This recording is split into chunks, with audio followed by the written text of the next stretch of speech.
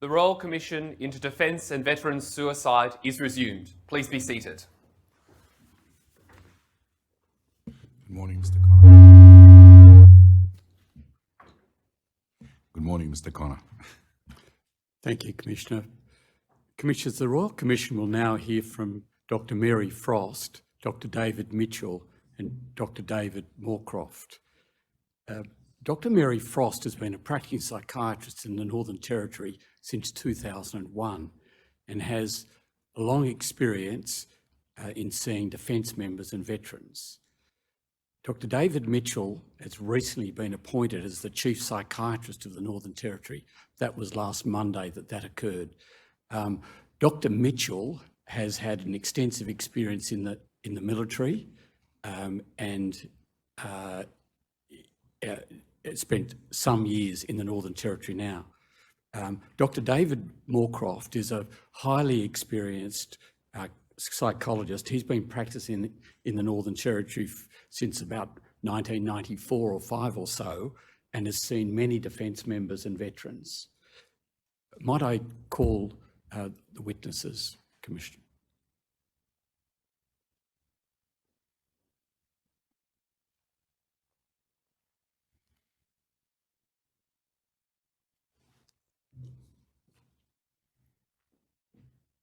David Moorcroft, do you solemnly declare and affirm that the evidence you shall give will be the truth, the whole truth, and nothing but the truth?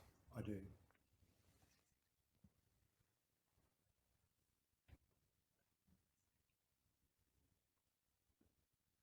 Dr. Mary Frost, do you solemnly declare and affirm that the evidence you shall give will be the truth, the whole truth, and nothing but the truth? I do.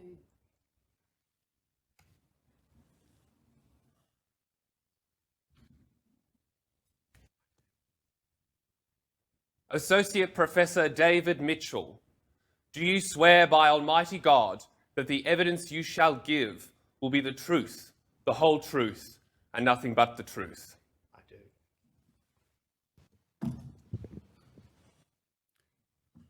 Operator, would you please display the Mental Health Service Delivery Panel Tender Bundle, please?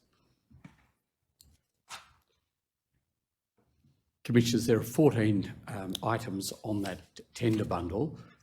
Commissioners, you'll see item 3 is a statement by Dr. Mary Frost. Item 6, a statement by Dr. David Moorcroft. And item 9, a statement of Associate Professor Dr. David Mitchell. I tender those documents. Thank you, Mr. Connor. Thank you, Mr. Connor. They're accepted and allocated the next lot of consecutive numbers. Thank you. Operator, would you please display MFR.quadruple0.0001.0012? Now, Commissioners, this is the first page of Dr. Mary Frost's report. And Dr. Frost will shortly go through your background. When did you train as a psychiatrist? I trained in Adelaide and finished my training in 1994. And when did you move to the Northern Territory? I moved to the Territory first in the mid-80s and then I returned in 2001. And as a consultant psychiatrist? That's correct. And have you seen veterans and defence members during your period here in the Northern Territory in Darwin? Yes, in recent years I've specialised virtually entirely in the treatment of defence members and veterans. Now, you spent some time first in 1994 working at the Repatriation Hospital at Daw Park in Adelaide, where you worked for 4 years. That's correct. Or 5 years rather.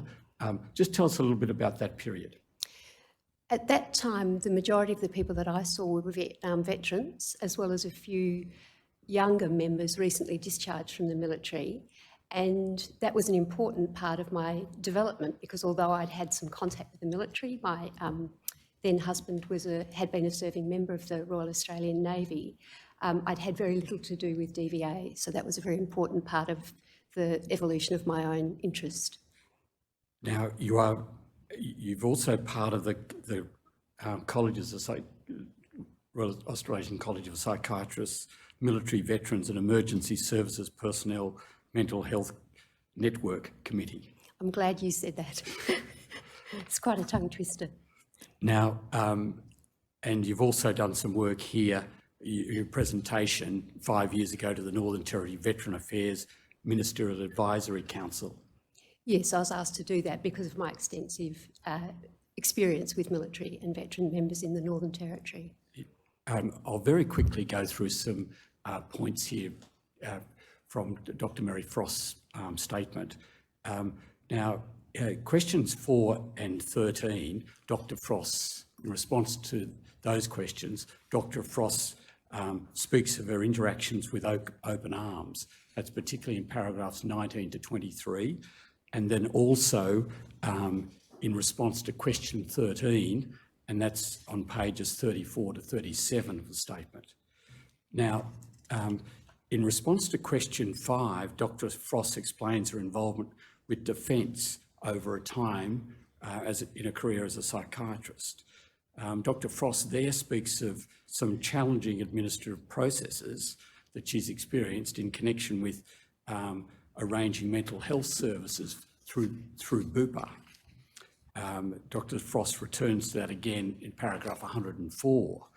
In response to question 6, Dr. Frost speaks of the differences in presentation between, perhaps on the one hand, the veterans and defence members and the population generally. Question 7, in that response, contains some interesting material. Dr. Frost there gives in paragraph 34 to 36 a powerful explanation of the learnings from her deep experience concerning young defence members and how they experience things, and then turns to speak of older veterans in paragraphs 37 to 40. Obviously and plainly, systemic risk factors for suicide are very, very significant in this Royal Commission. Dr. Frost addresses that in response to question 8. Dr. Frost there speaks of the significance of encouraging the brave warrior to develop or to reveal their vulnerability. Dr. Frost gives it the label of appropriate self-disclosure. Question 9, Dr. Frost comes to speak of the common characteristics amongst applicants and speaks a little bit there of impulsivity and distractibility. Then in question 10, Dr. Frost turns to speak of the characteristics of military and service life, including those that might have a detrimental effect on the mental health and well-being of defence members and ultimately veterans. Defence members are, of course, come here often after their initial employment training. Dr. Frost addresses this in question 11. Now, in question 12, this concerns an overview of the presentation of mental health care to defence members and veterans. Question 14, in response to question 12, there's some very important matters that Dr. Frost addresses. Question 14, how does one achieve here in the Northern Territory effective mental health care for defence and veteran populations? Now, in questions 15 and 16, we've often heard of the significance of military cultural competence. In question 15, Dr. Frost speaks of the importance of it, and then in response to question 16, of how it might best be achieved, of getting the practitioners to have military cultural competence. And then question 17, Aboriginal and Torres Strait Islander people are addressed. Operator, please display DMT.quadruple0.0001.0020. Now, Commissioners, Dr. Mitchell has included a table of contents, and you'll see that Dr. Mitchell has set out there some topics that he addresses. And it's a very valuable presentation by Dr. Mitchell.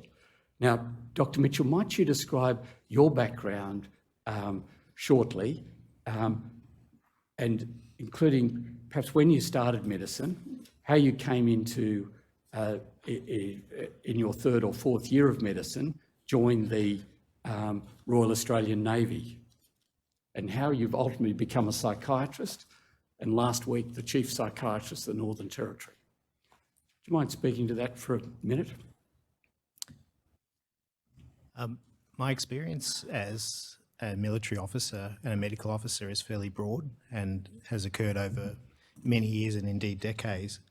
I first entered medical school in 1995, where I studied at Monash University, and I commissioned as an undergraduate in 1998 with the Royal Australian Air Force.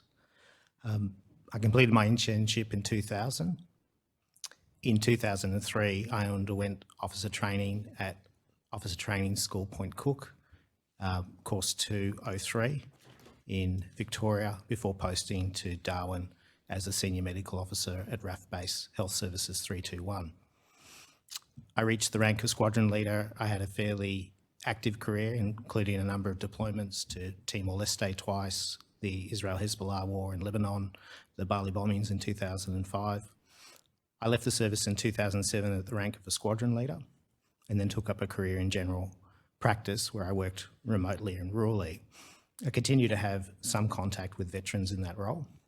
I then started psychiatry training in 2011 at the Cairns Base Hospital, where I completed my basic psychiatry training and then my advanced training in 2014 to 2016, where I spent 12 months at the Psychological Trauma and Recovery Service working directly in the DVA-funded service. On completing my psychiatry training, I ran a number of public emergency psychiatry services at the Austin. The Austin is traditionally a repatriation hospital, and I had relationships with the local military service base there, which was Simpson Barracks. I should also add, I was a civilian health practitioner during my training for 2 years, 2014 to 2016. I've continued to treat veterans and serving members in my private practice in Melbourne, and having come to Darwin in 2020 in my role as the GP liaison psychiatrist, I've continued to have actually some interaction, particularly with veterans. Operator, might you please display the next page? Commissioners, you will see that Dr. Mitchell has some recommendations, and that's addressed in topic 7, and we'll come to that later in the piece. Operator, please display DMR.000.001.007. Now, Mr. Moorcroft, would you tell us when you first came to the Territory and in a brief story, what's happened since, particularly in connection with your seeing defence members and veterans? Well, I first came to the Territory to take up a job in the public mental health service in the adult team, working in the top-end mental health services it became. Is that close enough to you, the microphone there? So I took up the position and thereafter also had the position of Principal Psychologist for the Northern Territory. So that was a departmental-wide role, but most of the actual work was working for the adult team. So I worked for General Mental Health Services for 10 years. And toward the end of that period, I became involved in part-time private practice. And toward the end of my time in Thames, I became involved in some service provision for Vietnam Veterans Counselling Service at that point. And that was my first introduction to working with veterans. I subsequently left the public service and started a combination of private practice and lecturing at CDU, and fairly quickly became very interested in working with veterans. I started doing the contract work with VVCS, but then moved into a direct relationship with Defence, working with the health centres. And since then, Defence's ADF members either serving or ex-serving has become, over the years, basically almost in my entire clinical practice over the last 18 years. Now, you've had collectively, I think, 18 years' experience of working with members from all services of the Australian Defence Force. Correct. And with veterans as well. Yes. Now, Mr. Moorcroft addresses 13 questions in his statement. Operator, please display .0020 and paragraph 6.18, please, of Mr. Moorcroft's statement. I'll read the number out, DMR.000.001.007. Thank you, operator.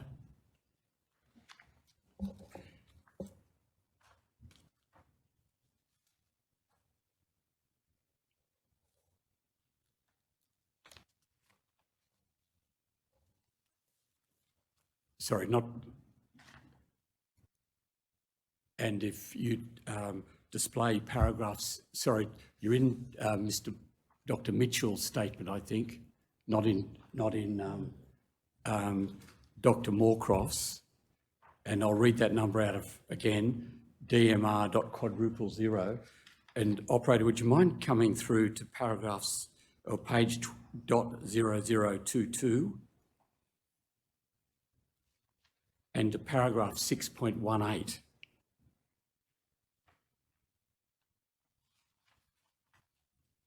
If you display paragraph 6.18, please.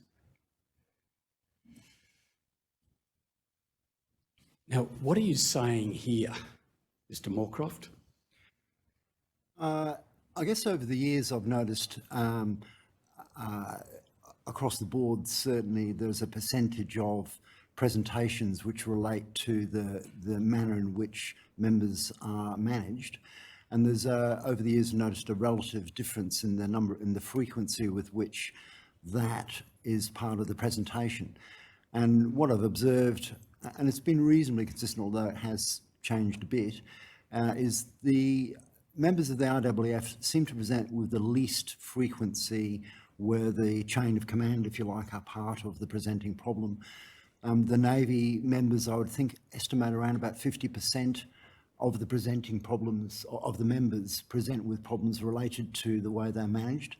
And the majority of, in my experience, of members of the Army present with aspects of their management which are part of the presenting problem. And that's the majority of the Army Correct. presentations. And these are many, many presentations that you've had. I've probably seen more, I've certainly seen more Army personnel than any others. Thank you. Now, there are important paragraphs and statements within Mr. Moorcroft's document, as there are in each of the other statements. Things such as pace of change at paragraph 6.19,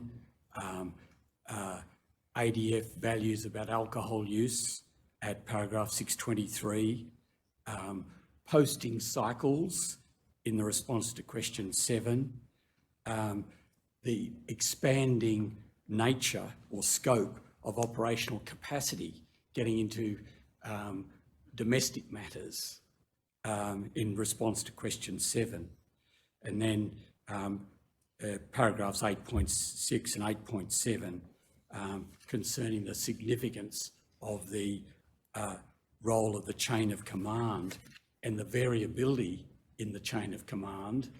And we've just heard from Mr. Moorcroft about the nature of the presentations, and in the Army context, the high level of perhaps complaints about chain of command being a reason, a precipitating factor for the presentation. Have I got that right, Mr. Moorcroft?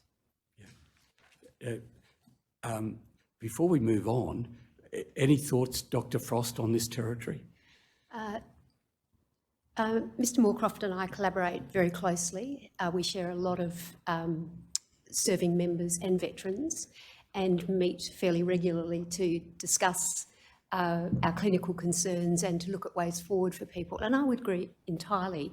Mr. Moorcroft is a very experienced and very astute psychologist with a particular interest and training in trauma, who has achieved extraordinary results with many of the clients that he treats. And to hear his observations reminds me that that would reflect what I have observed over the years but did not articulate. Thank you. If anyone wishes to make any observation at any point, please don't hesitate to make the observation. So we might move on if it's convenient to, and we'll speak of these, Commissioner, as 8 key elements for achieving effective mental health care for serving members and their families, and also veterans and their families. If I might just go through the 8 key elements that emerge from the statements of the witnesses today. If I go to the first one, timely access to appropriate care, including care provided with military cultural competence. The next one, 2, continuity of care without delays and without gaps in the provision of that care. The third, effective information exchange between care providers. A related one, number 4, care coordination between and amongst service providers. 5, a very important one, proper and appropriate risk assessment and management. 6, connected, responding appropriately to deteriorating mental health states, including suicidality. 7 and 8 concern families. 7 concerns families and significant others of defence member and veterans who are experiencing mental distress. 8 are the family members themselves who may be experiencing their own mental distress. Now, we'll proceed, if we may, through each of these, what we've called key elements, 8 key elements. We'll first speak, the witnesses will first speak in the context of defence members and their families, and then to the extent that it differs, the circumstances differ in relation to veterans and their families. As you well appreciate, Commissioners, there are many defence members and families in the Northern Territory, some, perhaps many, living remotely. There's also many veterans and their families living here in the Northern Territory. When one comes to look at the numbers, they form a substantial part of the population. Now, Dr. Frost speaks in paragraphs 105 and 108 of the high proportion. It's not a recent review, but Dr. Frost was speaking there about 10% or so of the then population of Darwin. So 150,000, so 15,000 defence and veterans and their families living in Darwin. At the time, that was the best estimate I could find. So it's a significant place, and it's a significant proportion. Now, might we first start with key element 1, as it were, timely access to appropriate care, including care provided with military cultural competency. Perhaps Associate Professor Mitchell, Dr. Mitchell, might you speak to that a little bit? Thank you. I'd first point out that I would think of these as 2 separate elements. There's timely and appropriate care, and then there's the underlay of cultural appropriateness. So timely care comes down to some of the old adages in medicine. They often talk about the 3 A's of medicine: affordability, affability, and availability. If you think about the first one, services to ADF members is affordable. They're not paying for this. but is it available? Do we have adequate resources? And that comes down to, do we have robust systems? Do we have adequate psychiatrists? Do we have adequate psychologists? Do we have adequate allied health? Do we have adequate liaison between the different stakeholders? And when we don't have adequate services, what do we do? And my statement has spoke to this many times in terms of introducing new and innovative ways to help ADF members. Do we need a pool of telepsychiatry options? Do we need hybrid models? Do we need better liaison between the ADF and the services that exist in the NT? And building on that with veterans, I think the same principles apply. We have a large nexus of different services in the Territory that aren't well married together. How do we get them better in coordination? And I've spoken at length about, a higher level memorandum of understanding to address some of these issues. I'm aware of time, so I want to keep my answer limited. But the second aspect, and I think this underpins a lot of things, and it may be seen as a relatively low-hanging fruit. It seems to have been spoken to in the Commission many times as this idea of cultural competency. You need to understand and walk in the shoes of a veteran or an ADF member to some extent to be able to understand their predicament, their context, to understand their language, to understand their vernacular, to understand the rec system, to understand the great tradition that exists within the military. And if you don't take steps to do that, then rapport is eroded. You cannot engage with the military member or the veteran. Now, Commissioners, this matter of the ADF perhaps improving on and where necessary introducing flexible hybrid models of service delivery is then elaborated upon by Dr. Mitchell in paragraph 114 of his statement, and we'll come to that later. Now, If I could just add to what certainly. David was saying, not only is it sometimes you don't understand the context of the member, but sometimes unwittingly and unintended you can have negative consequences for someone's career by a decision that if you had that knowledge, you might be more, take more time to make a diagnosis, look at more, because sometimes if you don't know the system, you don't know the consequences of what you're going to write in the report and how that's going to be responded to by the system. You all regard military cultural competency on the part of the practitioner who's engaging with the veteran and defence member as being a fundamental and critical matter. Yep. It poses a risk to the client if you're not aware in that way. Now, Commissioners, Dr. Frost, in her response to question 17, explains in good detail the importance of cultural competency. And then in question 16, how might it be achieved? And we'll come to that in due course. Perhaps if I could elaborate. In my own case, I feel that my understanding of military cultural competency has been self-driven, self-funded, and self-kind of directed. So recently I've retired from clinical practice. I'm continuing to work as a psychiatrist, but I'm no longer seeing serving members or veterans. And I have a junior colleague who's taken over the care of many of my clients, my patients. And I have really taken on inducting him, his cultural competency, by giving him supervision, sometimes 1 to 2 hours a day in the early stages when he was really quite new, the new kid on the block.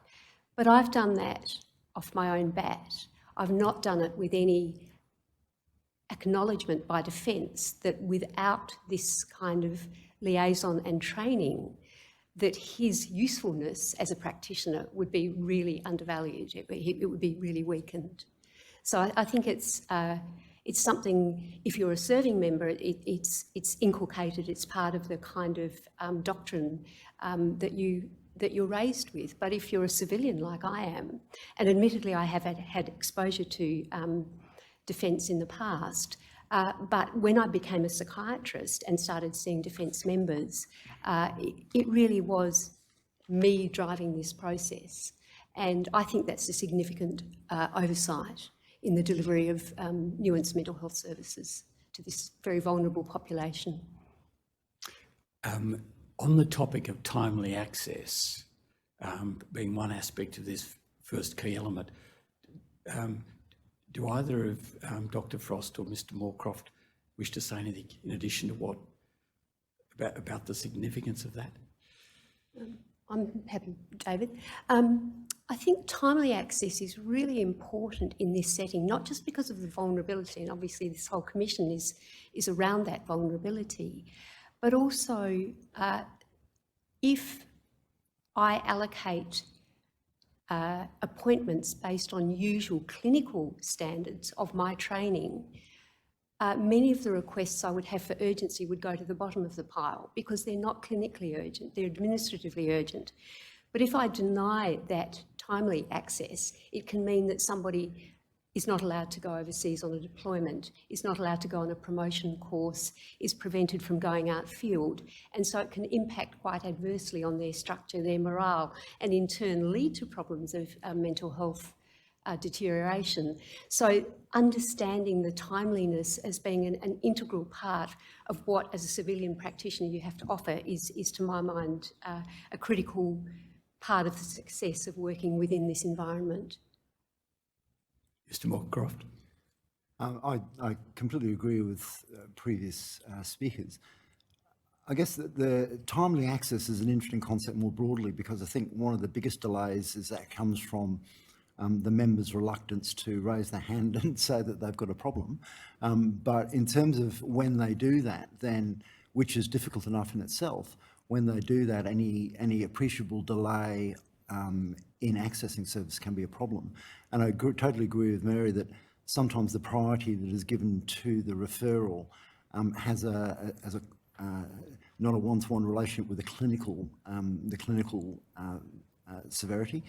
So one of the big problems that I have is with actually communicating once a client's even been referred, is that whole process is really quite clunky, particularly early communication with the medical officer. And so there may be time and access in a referral, but the access to appropriate consultation and liaison early on, possibly even before you see the member, just saying, oh, this is a bit concerning, that's quite difficult. So there may be access to the system, but the information that would assist the quality of that initial presentation is often lacking. Now, might we turn to the next key element that we spoke about, that's the idea of continuity of care without delays and gaps in it. Now, Dr. Mitchell, would you mind speaking to that first? I'm more than happy to speak to it. The first thing I'd contextualise is I left the military in 2007, so there's some nuances and changes that may have taken place that I'm not aware of. But speaking in my reflections of having been a serving member, we can first address the gaps and continuity of care that exist within a serving member. So a serving member needs to post every 2 to 3 years to a new location. They may be interrupted by exercises and deployments. And that has an incredible amount of disruption to a person's ongoing health needs. It needs to be transitioned from one health service, maybe on one side of the country, to another. And how do you adequately allow for good liaison and integration into the new services in the two locations? You're also straddling a whole bunch of services that are embedded, so private psychologists, private psychology, allied health. And that's a very difficult proposition. I don't seek to distill it into an easy answer. But the second part of it, which I think is critical, and that's identified in things such as the suicide prevention strategic framework that you've referred to as well, in that the real risk is a transition of serving members into becoming veterans, leaving the Defence Force, whether this is for a mental health issue or otherwise. There's loss of identity, there's loss of income, there's loss of sense of self in the world in adjusting to that civilian relationship or civilian identity, and that's a really critical time. And we need to be really careful and really considered in how we transition the member. And in a practical sense, that's a lot of things, like how do you ensure the person has adequate access to a GP in the location they're going to be living? It might be another state. how do they have access to the same resources such as a psychologist and psychiatrist? Members within the military access services through Garrison Health Solutions, through the Bupa contract. I've been a psychiatrist receiving those services, or I've provided those services, so to speak, or in the case of a veteran, legislated non-liability cover. So they're different funding pools, and the practitioner that receives them may accept one but not the other.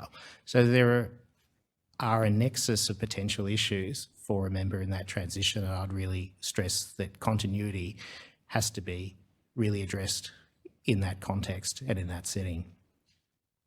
Dr. Frost, do you want to? Yeah, I would endorse everything that Dr. Mitchell has said. That time of transition from ADF to DVA is, in my mind, one of the most vulnerable for defence members. I can't think of a time that is actually even more vulnerable than that. And the real issue, to my mind, appears to be that as people are leaving defence, they're told, don't worry about your future care, DVA will take care of that. And as I'm sure the Commission has heard, DVA have not been particularly adept at providing that care in a timely manner, leaving for, in my case, people with significant psychiatric illness whose agency, whose drive, whose motivation is compromised by psychiatric illness, having to fight. And sometimes they contact me, even though I'm no longer seeing them, because they can't yet get a psychiatrist. I've written a letter to a future colleague, but there's no access to that colleague, so then they appeal to me to actually assist them through that phase. And this is where the very bureaucratic nature of DVA becomes so problematic, because you've got, for example, a young man who's newly moved interstate, trying to establish a relationship with local communities, enrol children in local schools, who then has an appointment, and DVA say, oh, you have to get yourself to that appointment. In the particular case I'm thinking about, the young man lives in northwestern Tasmania. The only military psychiatrist that sees veterans is in Hobart.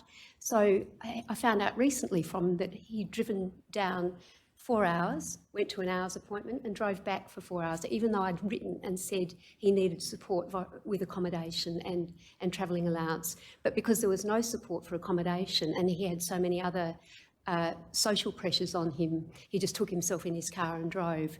And that fills me with fear, because I think that that's a very vulnerable individual meeting a new treating health professional in the worst, not the best of circumstances. You've got ideas about how this systems might be improved. We'll come to those later. Now, Dr. Mitchell, any further thoughts in this area? Perhaps also in connection with veterans as well and their families. I mean, certainly, if you read my statement, which you have, there are a number of recommendations that speak to this. And one of the things I've spoken about, and it leads on to the next question, is memorandums of understanding, like a higher level agreement between Defence and the stakeholders locally in Darwin, if we're speaking about Darwin, and how they handle information sharing. I think the other thing that I've mentioned there would be the role of a complex care coordinator, somebody that is paid specifically to take carriage and charge of that responsibility. And once again, contextualising to my experience of leaving in 2007, there was a very generic way you left the military. There was somebody that appointed to look at basic things. So what I found was, when I was leaving the military, I was told, you're not really much of an issue because you're a doctor, and our end result is to get you in paid employment, and of course you're going to find paid employment. So it felt very, I wouldn't want to say one-dimensional, but it was fairly superficial and simplistic, that transition. There needs to be a more nuanced, considered way of doing that, and certainly employing persons in charge and in carriage of that would be highly advisable if it's not already been done. Could I just add something? I agree with everything that's been said by previous speakers. I think just underlying the transition that is very variable. Some members transition to discharge and they have been very proactive all the way along, and they have a very different pathway. Other members are transitioning because of some acute medical, be it physical or psychological problems, which is causing a premature end of their career. And so the impact of discharge is very individual. And the problem arises is that if people are discharging from Darwin, then they generally are not going to be living here. So they will be discharging to another location. And so it really is about how to do the transfer of care arrangements. And there is very little support that I understand is available for that. I mean, I know that Dr. Frost and myself have developed a practice of creating a transfer of care report, which, you know, we not only give to the military as a last report, but we give a copy to the client and saying, this is your letter of introduction to your health professionals, and, you know, hopefully you'll find a psychiatrist, hopefully you'll find a psychologist. Maybe DVA will help you, maybe not, but this gives you a bit of agency in the whole process. I've decided to see clients that transition locally to provide that continuity of care. But that's something that I think is really important, just to safeguard that client, because often I'm still involved in some fairly active therapy. Sometimes that therapy doesn't actually really hit its peak until after discharge. So every case is different, but that period is a period of vulnerability, and it often involves a discontinuity in the health practice because of people posting out. Now, on this, the problem of some discontinuity, that of course, or it will have an impact, won't it, on individuals? What kind of impact might it have on these individuals? Well, I mean, if someone is engaged, I mean, my area of work is often in the treatment of post-traumatic stress disorder, often in combination with other things. But the factors that relate to PTSD relate to most of the other mental health problems as well. You know, the problem is if you're engaged with someone doing that level of work, if someone has an acute psychological disturbance, then, you know, they've really let you into the most vulnerable part of life. And if you're engaged in some therapy, then you really got to consider, well, do I really do the evidence-based treatment for this person with PTSD, or is it better for them to do that in the location of longer-term residence? So often, even though there is some really acute trauma-focused CBT indicated, it's not appropriate to do that and then they discharge to some unknown place with unknown support. So often what I'll do, will time, can we get through this before you relocate, or is it better to actually leave and try to organise some appropriate treatment in location where they're going to be? And it depends where they're going to move to. So it's a really complex jigsaw, which the veteran is not well, so it's very difficult for them to navigate all of these things without without support, and they're about to lose the support that they've had locally. If I can add just a little bit more to that, I think the other component is that in this setting of being recently discharged, trying to understand how DVA works, to also ensure that you have accessed appropriate financial benefits. The language of the forms are real. I mean, I get a headache reading them, and I'm highly educated. And I think of many of my my veteran clients who maybe have Year 10 education, and when I have become frustrated with DVA because I'm sent a form that I've already filled out and told I have to fill it out again, but I'm not going to be paid for it because it was my mistake when I've done it, and I can show them I've done it, and I'm starting to get irate, I just remind myself, I'm not depressed, I'm not anxious, I'm not suffering PTSD, I'm not avoidant of every noise, sound, sight that's unfamiliar, I'm not navigating a new system, I'm sitting comfortably in my office, I don't suffer physical pain, and yet, my frustration can be quite dysregulating for me and impact on my function. Might we turn to the next two key elements, 3 and 4? We might do them together, as it were. 3, effective information exchange between care providers, and 4, care coordination between and amongst service providers. Now, Dr. Mitchell, would you like to speak to those topics? Of course. And I may be as bold as to suggest that points 3, 4 and 5 effectively encompass that question, which is effective information exchange, care coordination between service providers, and effective and timely communication between service providers. Essentially, I've spoken to this in recommendation 3 of my statement, which I'll elaborate to the Commission.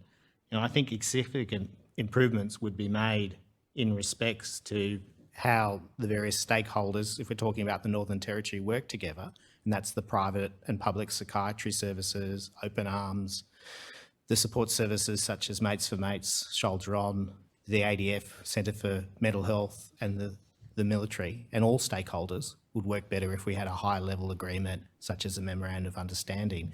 And the specifics of the Memorandum of Understanding need to be better formulated, but the key things I would be looking for and be suggesting is there needs to be a Memorandum of Understanding for information sharing, that there's clarity between these different systems that all have different ways of recording their information and different governance and quality policies on sharing. It is somewhat of a nidus of different information portals that are not easily accessed, even if you're the most highest functioning person in the Territory. Even if you're the chief psychiatrist, you can't access these things. The other aspect of it is clear collaboration. And some of the pragmatic things that I was suggesting is there needs to be complex care coordination meetings, meetings between the top-end mental health service at Royal Darwin and the ADF Centre for Mental Health and their psychiatrists, and whatever the relevant stakeholders are, such as Open Arms and other support services. The other aspect of it that I think is really important in terms of timely and coordinated care is that liaison. And we've done it in informal measures. I can think of really great initiatives such as going with Ruling Veterans and the Darwin Private Hospital and Mates for Mates and Shoulder On down to the beach and going fishing. But that's a very informal thing. It's just a get to know you and putting a face to a name. We need this to be formalised. It needs to be in a robust way. Last point I would make, and to use a militarism, it's a little bit like a standard operating procedure. The document has to exist above the individual. Individuals come and go in transient services. Individuals as highly skilled as Mary and David, who are here as my esteemed colleagues, will eventually need to retire, and we lose those really important resources in the Territory. And if we don't have models that are robust and stand up against the changing nature of people, we struggle to address these issues. I cannot stress it enough. It's probably one of the most pertinent points I can make today. Any comments, Dr. Frost? Yeah, I think the unique nature of the Northern Territory needs to be taken into account as we're hearing of these difficulties. These are systemic difficulties, I imagine, in every state, but we're a very small population, and the kind of specialised resources that military members and veterans need are very hard to find in a remote locality which is already stretched. I think the other component of that, it's worthwhile remembering that 25% of the Northern Territory population are Indigenous with particularly complex health needs, including mental health needs, significant comorbidities. We have government-initiated programs like Closing the Gap in recognition of those difficulties. So we're a remote locality with few specialist resources. Those that are here are already strained by the demands of the broader population. And then you add to that a population that, honestly, doctors, myself included, until I began to work more in this area, thought were healthy, fit young men. And I realise they're no longer just young men, they're young men and women, but there is a kind of, oh, they'll be fine, that we as doctors don't really need to worry about them. I know, for example, when some of my acutely suicidal patients have been assessed at Royal Darwin Hospital, possibly by a member of David's acute team, then they're just discharged back to the ward on Robertson Barracks, Menunda ward, and there is no effort made to liaise with me as their treating psychiatrist or possibly as their future treating psychiatrist, because for many years I was the only psychiatrist doing this work in Darwin. And so those lack of communications, that lack of continuity, that lack of coordination is really impacting adversely on the outcomes for people. And I think also means that we as David and I, as practitioners, spend an awful lot of time trying to create systems. And we've got a good personal system, but I'm retiring and I can't assume that my colleague will take on in the collaborative way that I have. So then there's that risk of the loss of knowledge, the loss of sort of corporate history. And I think this siloing of services is a really difficult thing nationwide, but really exemplified in the Northern Territory. Mr. Moorcroft, any observations on this? No, I agree with the previous members. I don't think I've got anything more to add. Might we turn to proper next two topics really, topic 5, proper and appropriate risk assessment and management, and then this topic 6, responding appropriately to deteriorating mental health states, including suicidality. Dr. Frost, would you like to speak to that? Yeah, thank you. Risk assessment is often done on base by psychologists and mental health practitioners within the military setting. And then if risk is seen to be high, then often they're referred urgently to me as a psychiatrist or to David as a psychologist. And the risk assessment tools are valuable, but sometimes don't pick up on the incredible isolation that some of particularly the younger members have. And so somebody will score highly on they've had suicidal thoughts, they have access to means. I mean, who in defence doesn't have access to means to suicide? But then the fact that the member is living, say, on base and is now starting to hide from their peers, they're no longer at work, they're shamed by their own, they're shamed and humiliated by their own mental health distress. And as I'm not sure whether we are going on to talk about, there is a whole lot of cultural considerations within units around labelling of people who are no longer coping well as being a malingerer, or the linger culture as it's known in the vernacular. And sometimes those nuances are hard to detect through just a tick box completion of risk assessment. And I've met some young people for whom I've had really serious concerns, and they've been assessed as sort of low, moderate, changeable risk, rather than the high risk that I think they deserve. And then just the sheer difficulty of accommodating people when you're already working at reasonably full capacity, and where my waiting list is often 3, 4, 5 months ahead.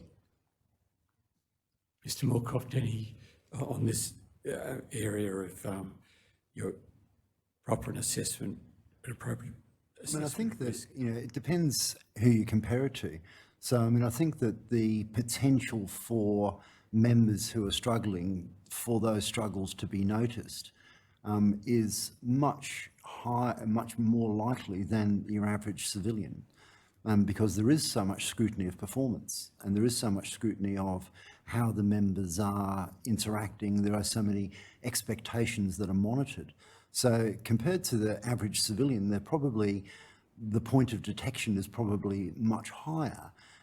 In some ways, it's the action that's then taken in response to, and the interpretation of the warning signs. So as Mary's saying, it may not be interpreted as a sign of the person struggling with some difficult things. It might be taken as a sign of, harden up, princess, you're a linger, and so that's, not going to drive the member to self-disclose any of the issues that they're facing. So in many ways, there is a lot of infrastructure there that is available to detect and to identify problems. It's the readiness of the system, it's the readiness of the member to admit to that, given the profile of risk that that involves.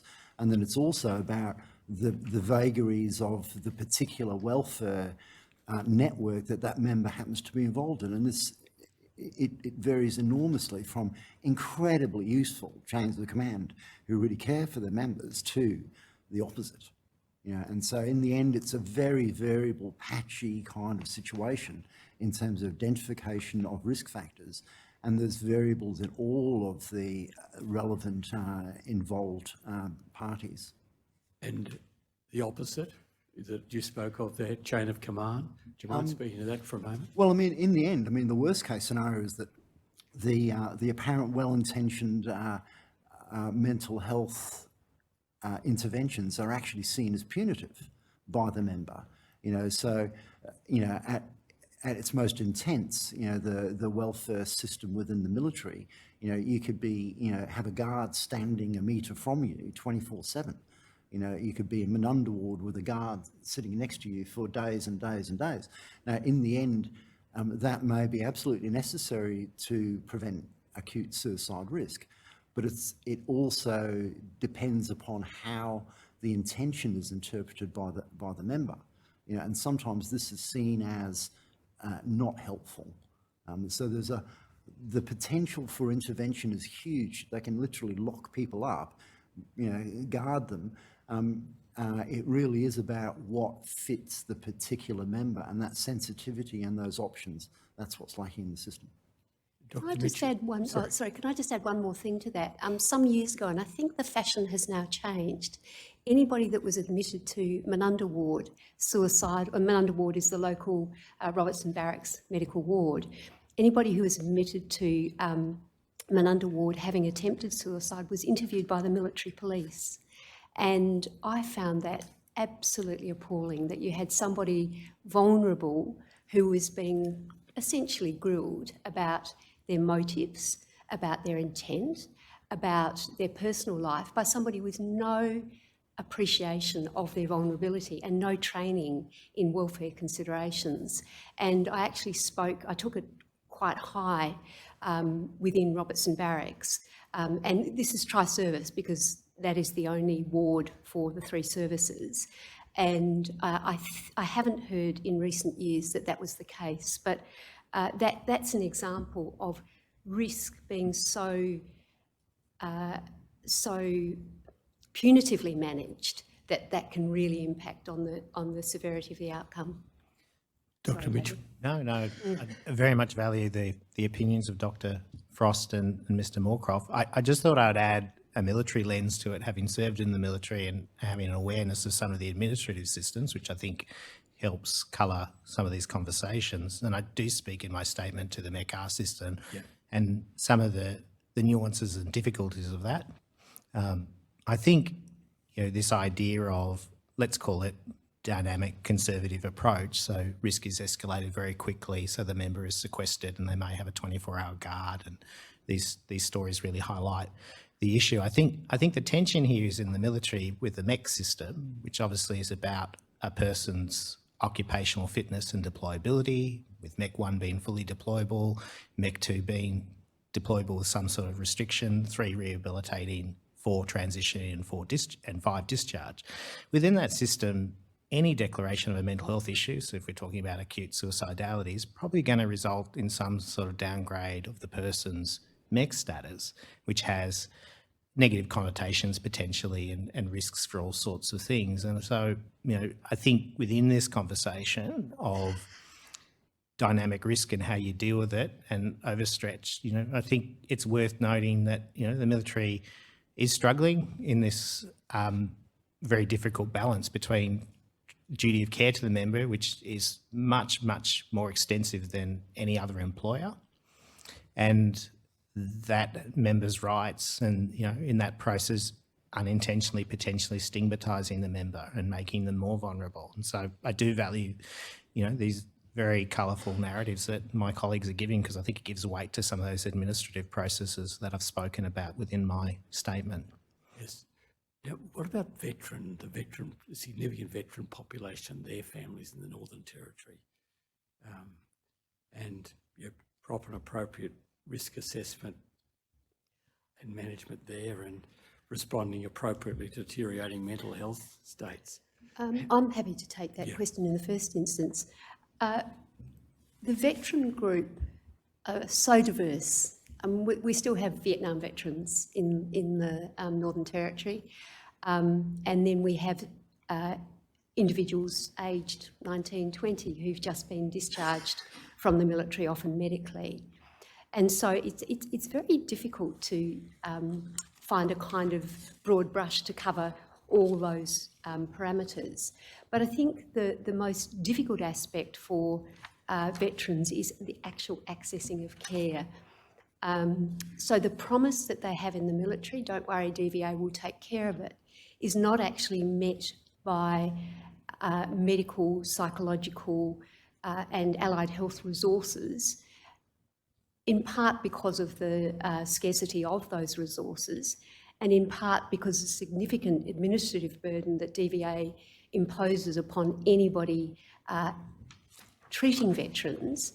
And from myself as a medical specialist, the significant, the cost, sorry, I'll say that again, the payment differential between what DVA will pay and what other agencies will pay for private psychiatry. I'm not sure, Mr. Conn, whether now's the right time to talk about the difficulty with me being funded for the administrative component. It doesn't speak... Just speak to that very shortly. Yeah, sure. Yeah.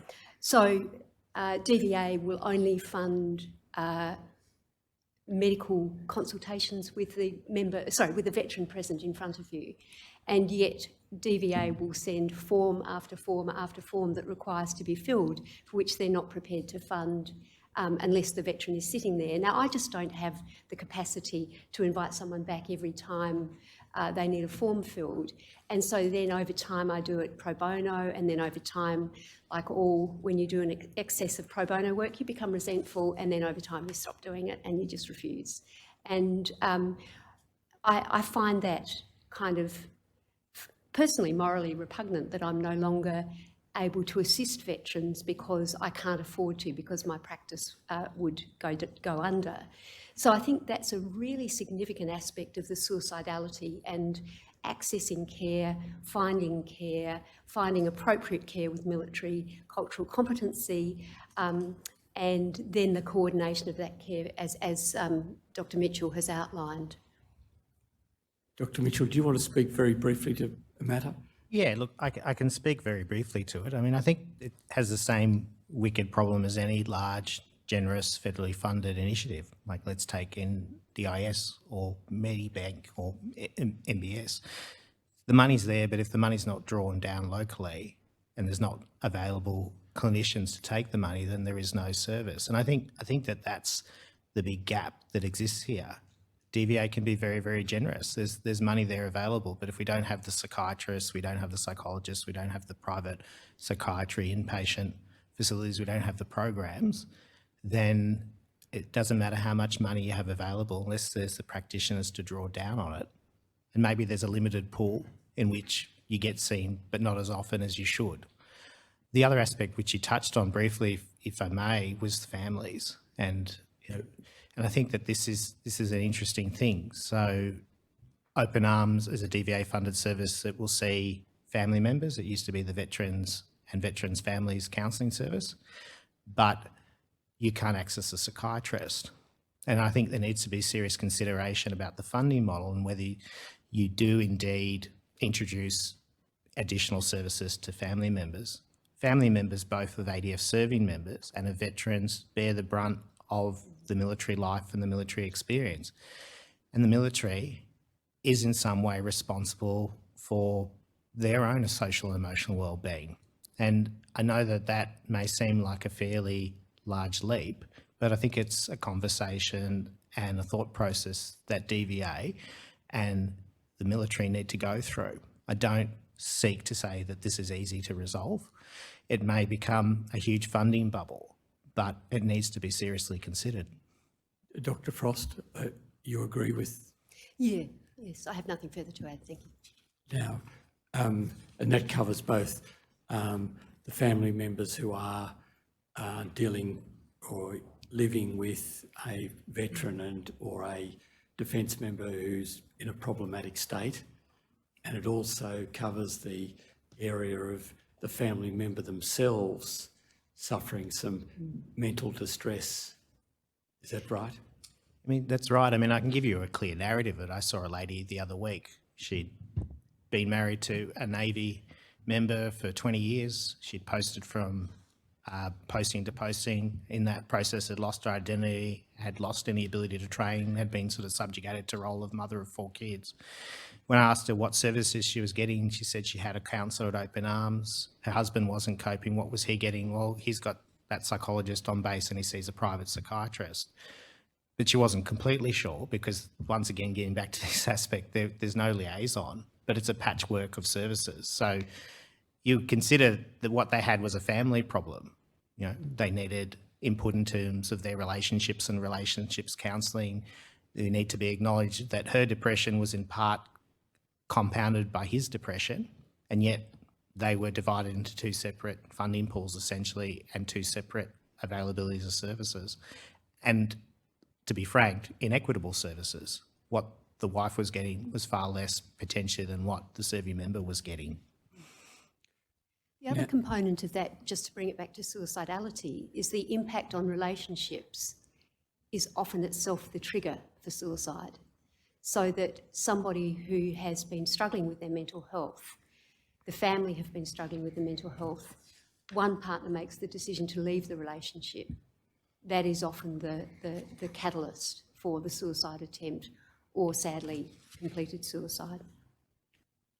Yeah, completely agree. Now, sorry, barriers and particular difficulties that might be unique to the Northern Territory and Darwin. I think you've mentioned quite a number already. Anything further you want to say about that? Yeah, I would like specifically to speak to members who are located with the RAF at Tyndall base. So Tyndall is about 350 kilometres south of Darwin. Katherine itself is quite a troubled town.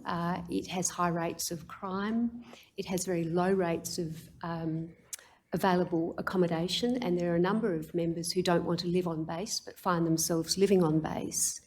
The problem with living on base is if your partner is already having difficulty at work, then those difficulties, that toxicity, that bullying, harassment, whatever it's called, can spill over the fence, it can spill into the playground, it can spill into the school. And so Katherine itself had no GP services for the best part of 18 months. And so the members were being moderately well served psychologically. I'll happy to talk about my concerns about Open Arms and their services to Katherine and Tyndall in a minute. But what I saw was once the GPs were no longer available, then there was no one to look after the mental health of the families, no one to look after the children and their illnesses. And so many of the members said with considerable scorn and resentment that we were promised family friendly at Tyndall. That's why we took this post. We knew we'd be a long way away from relatives, but we were told that it was a beautiful place to live. There were all these facilities on base, which there are, beautiful base, but then no support for families. And then when COVID hit, Defence wouldn't allow families to travel, even when, for example, a mother was dying interstate and some, those windows where we could just flee and get out and hopefully not have to go into quarantine when we came back. I found for Katherine members that was a very torrid time. There were some suicides during that period at Tyndall. I can't say whether they were related specifically to the COVID considerations, But I think to shift people to a town that is already very volatile, extremely strained in its resources, like no general practice for families, and sell that as being family friendly, I could see from, admittedly, my bias group. I wasn't meeting the people that might have thought it was family friendly and were having a fun time in Tyndall, but I saw a lot of disaffected members that really escalated during COVID. You mentioned Open Arms in passing there. Would you mind speaking to that? Yeah, so Open Arms has not provided a regular service to Tyndall base, and I think at the moment, look, I don't actually know at the moment because it did have a resident psychologist there, but she was on maternity leave. But previously somebody would come from Darwin for 1 or 2 days a month, I think it was, and it would often be a different practitioner every time. The practitioners themselves were not always at the skill level that I thought members warranted. These were people with quite significant mental health difficulties, and they were meeting somebody who was quite junior, who would then only be there for 1 or 2 visits, and then it would change. And so many of the members that I saw completely disengaged from psychological assistance during that period because they just said it was a complete waste of time. The worst I ever heard was somebody meeting 4 new practitioners at 4 visits. So all they ever did was tell their story, be assessed, and no plan was ever put into place. And not surprisingly, after 4 goes at it, they disengaged completely. Now, Mr. Moorcroft, you speak of the significance of, as do Dr. Frost and Dr. Mitchell, of communications and being able to, contact the medical officer, say, at Robertson Barracks. Just tell the short story that you've got there. And this is paragraph 4.5 of Mr. Moorcroft's statement. Just have a look. It's you calling Robertson Barracks. And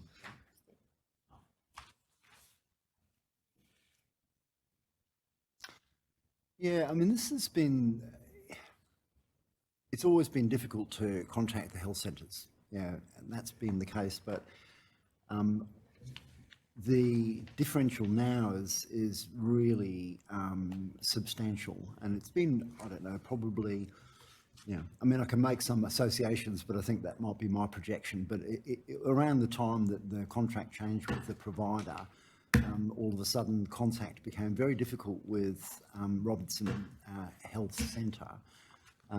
On occasions, just as an example, I counted 9 occasions where I rang 3 different numbers over a whole day to actually not get any response whatsoever. It went straight to failed call, failed call on 9 occasions. On the next day when I tried, I finally got through.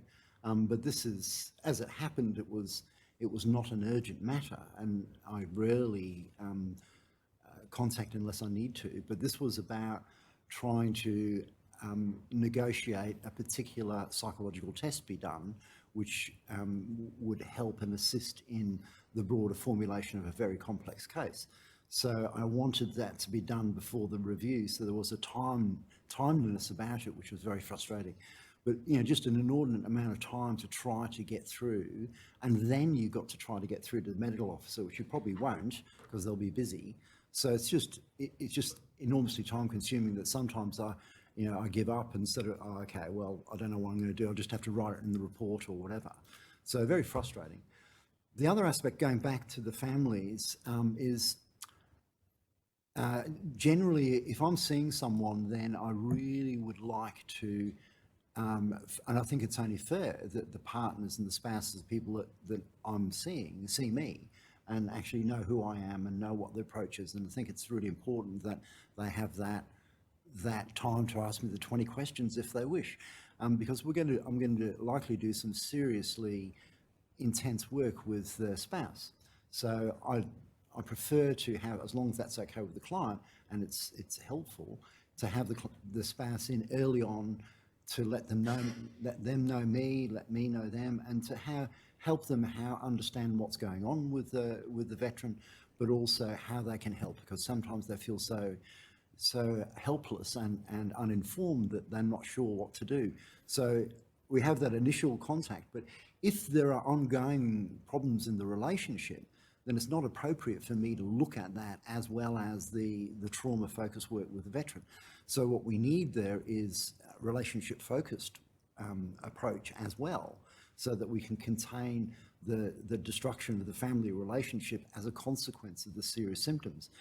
And the level of sophistication that's required in someone to do that level of work is incredibly difficult to find in Darwin, because you need to have someone who's systemically trained, who understands couples therapy, relationship focusing, and also is culturally competent in the military and all that goes with that lifestyle of constantly moving around the country. So when you ramp up the level of sophistication of interventions that are indicated, that's when you really start to hit the holes in the service that are available in a town the size of Darwin. Might we move to an operator? Would you please display Dr. Frost's statement?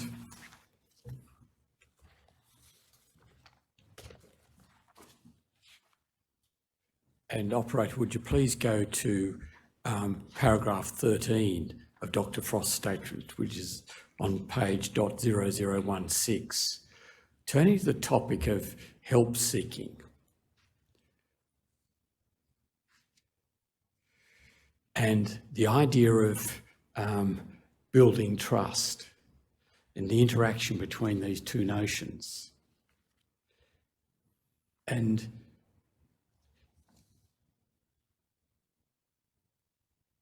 the problem of people not seeking help when they ought to be seeking help, or the best thing for them to do would be to seek help. Dr. Frost, would you mind just speaking to that for a moment? And you placed it as the most important treatment modality that I needed to undertake was that of building trust. What do you mean by that? Well, I think it's very easy to look at clinical guidelines, practice guidelines, evidence-based algorithms when it comes to treatment and find out about medication and other treatment modalities. But in practice, particularly in this group, what I found was there's a real disincentive to expose vulnerability. So I'm a brave, strong warrior. I support my mates. I can't let my mates down. If I let someone know I'm weak, then I'm letting not only myself down, but I'm letting others down.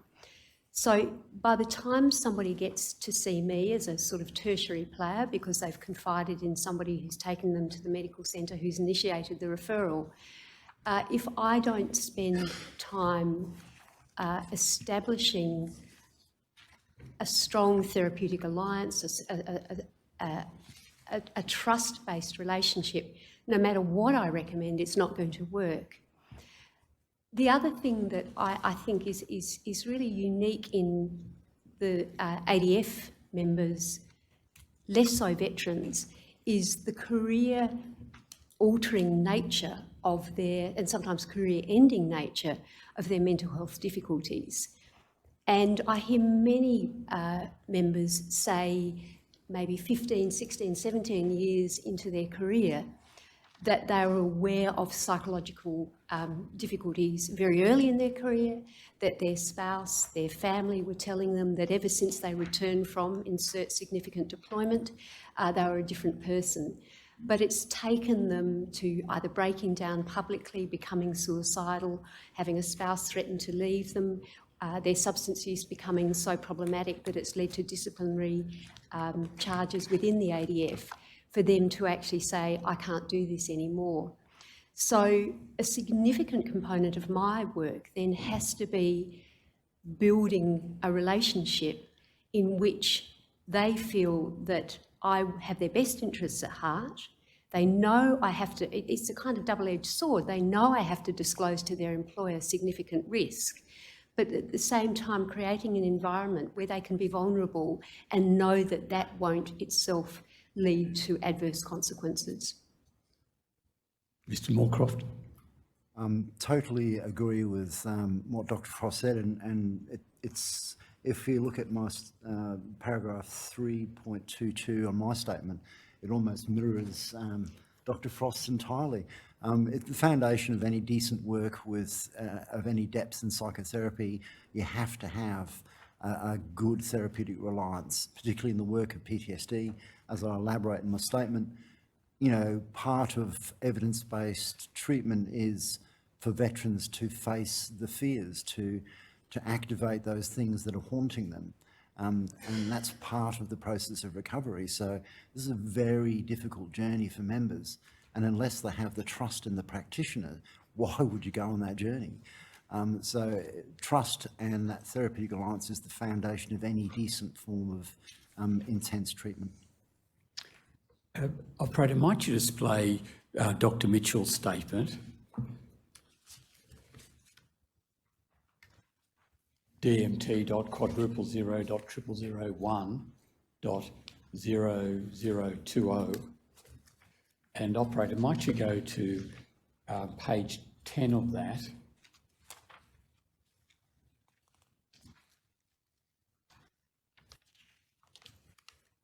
.0029. Commissioners, you'll see there that, might you display paragraph 49 in the first instance, please.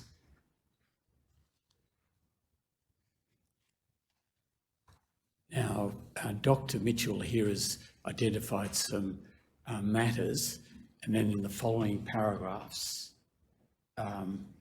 valuable ideas about key systemic risk factors for suicidality amongst ADF personnel and veteran populations. Operator, might you now go to the next page and display paragraph 58, the introductory part, please.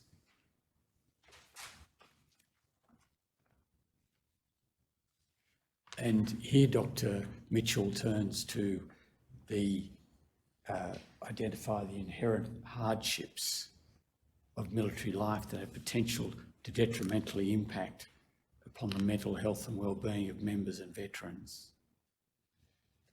Now,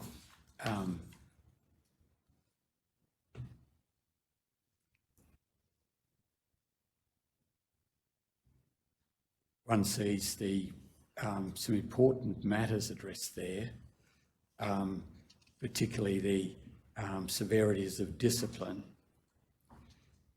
Now, do you want to speak shortly to that, Dr. Mitchell? My pleasure. Would you like me to speak to the first paragraph 49? You can as well, yes. I mean, because I think that they dovetail and marry well. So in terms of systemic risk factors, to briefly distill some of these issues, I think there are a couple of really key points of vulnerability within a person's military career.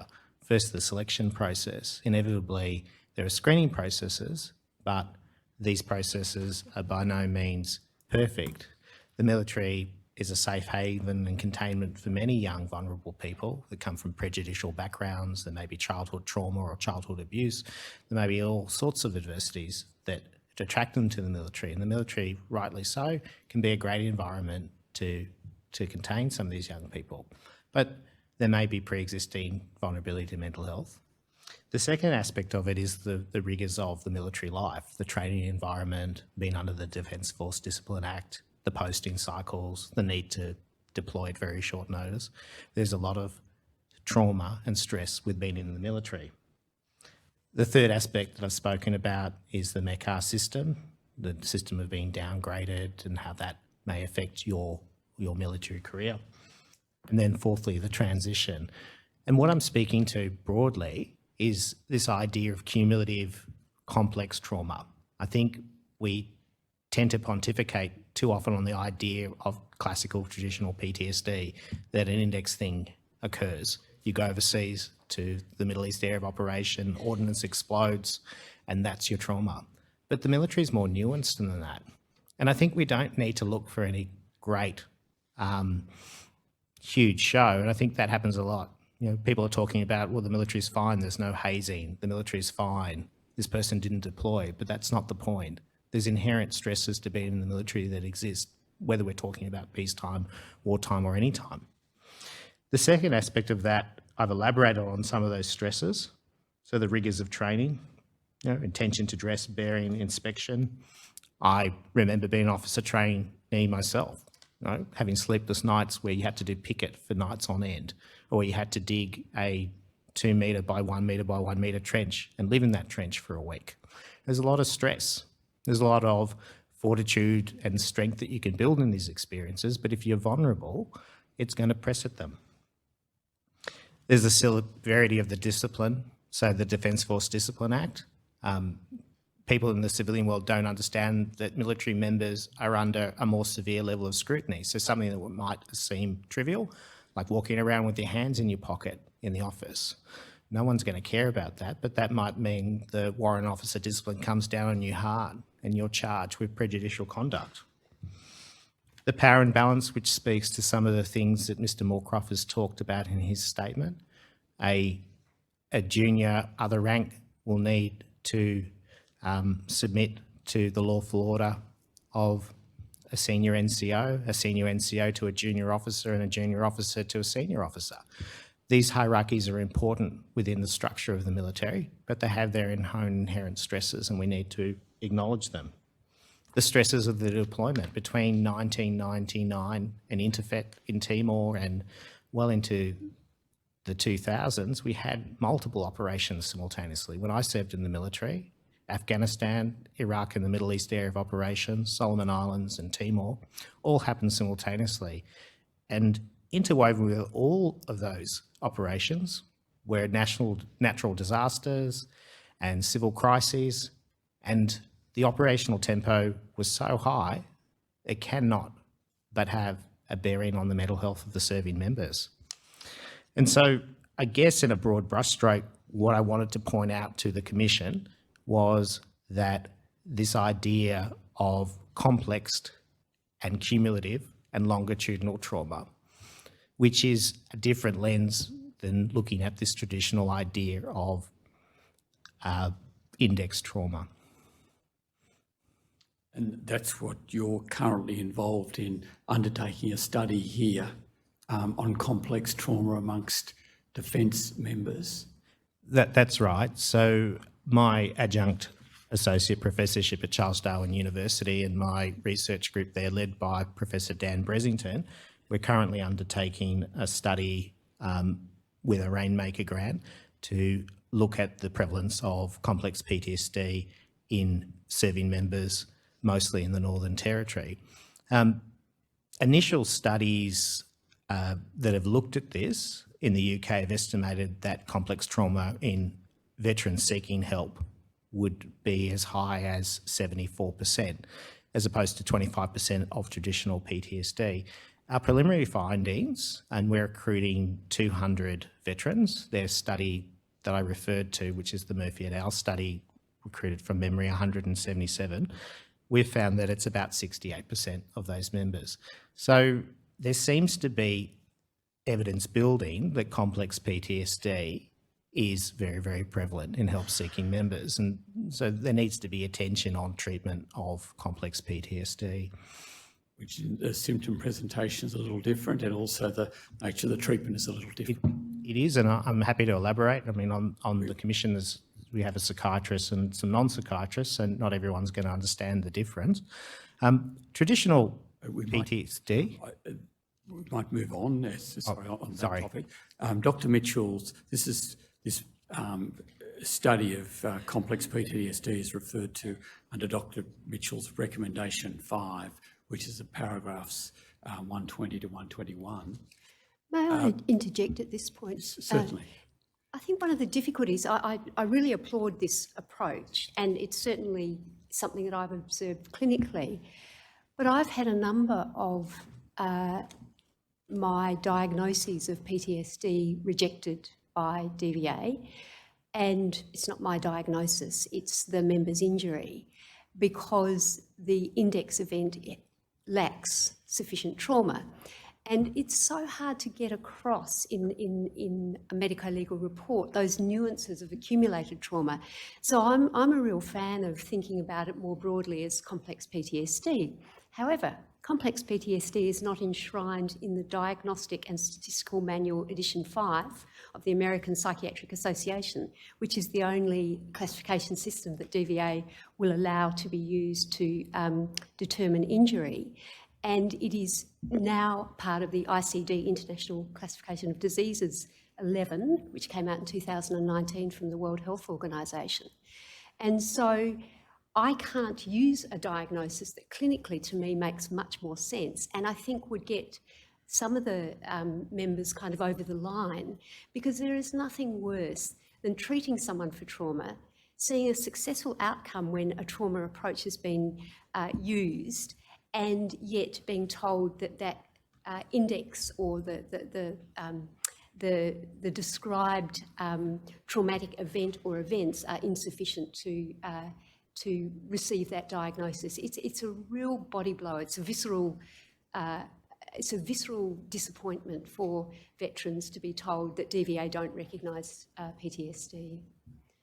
Now, your view is that the DVA ought to be giving some careful consideration to employing the ICD-11. In addition to. And then introducing the notion of complex PTSD, which has a high incidence in veterans than it does in the general population. Just want to also just add to previous things. I mean, I think there's a real congruence in the opinions that we've all presented with regard to complex PTSD. In particular, I go into it a little bit in my response number 3, and that simple complex dimension is really important. To be fairly graphic, in my world, simple PTSD is often when people are shot and everybody's doing their job, the enemy is doing their job.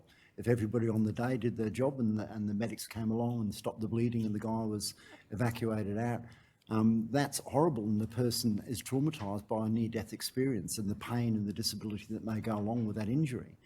But in terms of my world, that's what I regard as simple trauma. What's much more difficult is on the day, if they feel betrayed by their chain of command, if the people who were there didn't do what they were supposed to do. And that adds such a layer of complexity to the physical injury. And often those sort of what's called moral injuries have a far greater impact on an ongoing drip feed way than being shot. So you can recover from that. The bullying and the corruption that one sometimes is perceived by the members is much more difficult to survive. Operator, might you display Mr. Moorcroft's statement, DMR.0000001 .007, and if we go to .0020. Thank you, operator.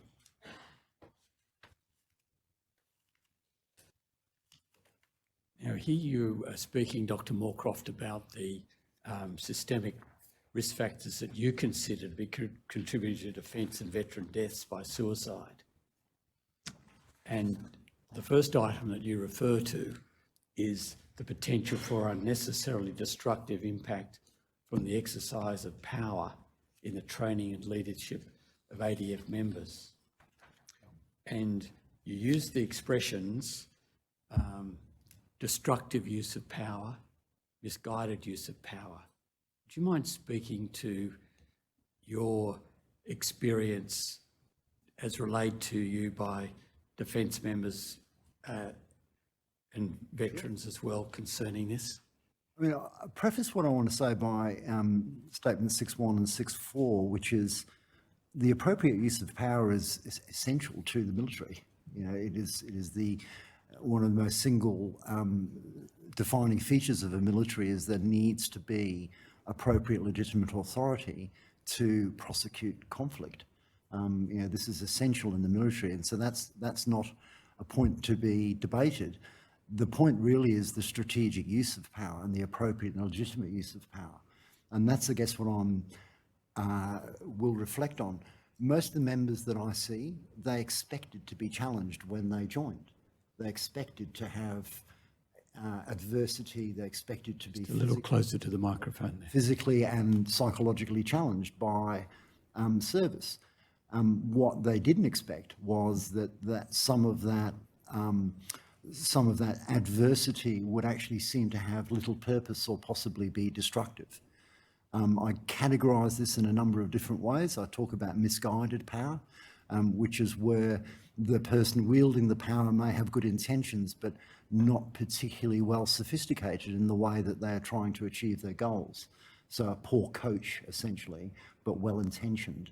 The more serious situations are where there's abuse of power, where this could be motivated by a goal-directed behaviour, someone who wants to advance their own career by burning out the people below them. Or it could be, in the worst case scenarios, just members that seem to merely enjoy the exercise of power. When you bring these all together, then it can be an incredibly difficult situation for some members who become the target of the either misguided or abusive power.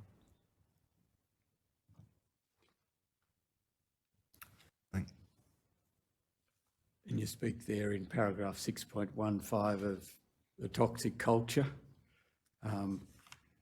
characterised by a small number of in-group members. Yeah, that characterises what I hear quite often, in its worst case scenarios. And understand there's the positive side too, where you can actually have a very, very tight unit, or where people feel that, what the recruiters pitch, the band of brothers or sisters, and that real sense of community and that real sense of purpose, that does exist. But in the worst case scenarios, then it's characterised by a group of people where there's a small group which are the privileged, the in crowd, if you like. There's a larger group in the middle that just try to avoid any attention. And then there is a small group of people that are often targeted because they're in some ways seen to be inferior. And that's often what I've observed in members, that they report the kind of culture that they are operating in within their unit. Commissioners, it may be an appropriate time, if the commissioners wish to do so, for the commissioners to address any questions that they wish to put at this point. Thank you, Mr. Connor. Just before we start, Mr. McCarthy, I understand you're representing Dr. Mitchell. We neglected to note your appearance. Okay, thank you. Okay. Commissioner Brown?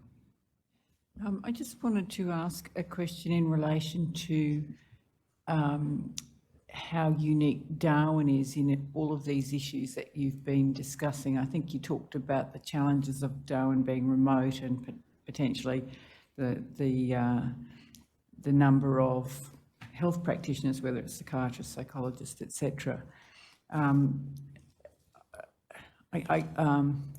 I guess in larger cities you're going to have more practitioners, but you've also got more defence members and veterans. So firstly, from your understanding, is the issue of access to treatment actually easier in other centres, or is it kind of different but just as challenging? And I guess I'm asking that from your contact through your networks and that sort of thing. But then the second question is, in terms of what you've just been discussing about the challenges of military life here and things like the use of power, etc. Is Darwin particularly different to anywhere else? And again, from your knowledge and your networks. Darwin's unique in that it's a small town, but it is disproportionately involved in operational matters across the board, across all services. It's very busy.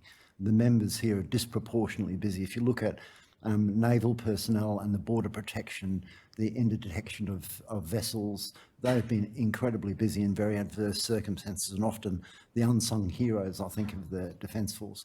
The Army, this is the main departure point year about with Townsville for deployments. The RAAF, multiple exercises. So if you look at the population of Darwin And then you also look at the activities that are undertaken by the ADF. I haven't even mentioned the reserves and the Norforce. It's hugely busy up here, and it's a very small population. And so I think it is unique in that it faces those two factors, and with a relatively small population of professionals that are able to service the demand that such rigorous operation duties may lead to. I think the other component is that for families, the isolation and the remoteness has a major impact. I've treated a number of members over the years where families have willingly gone on other postings with no particular difficulties because they've been able to return home to broader family networks quite easily. As I'm sure all of you in this room from interstate know, it's really difficult getting a flight to Darwin. They're expensive. If they're delayed, then you're flying in at really ungodly hours.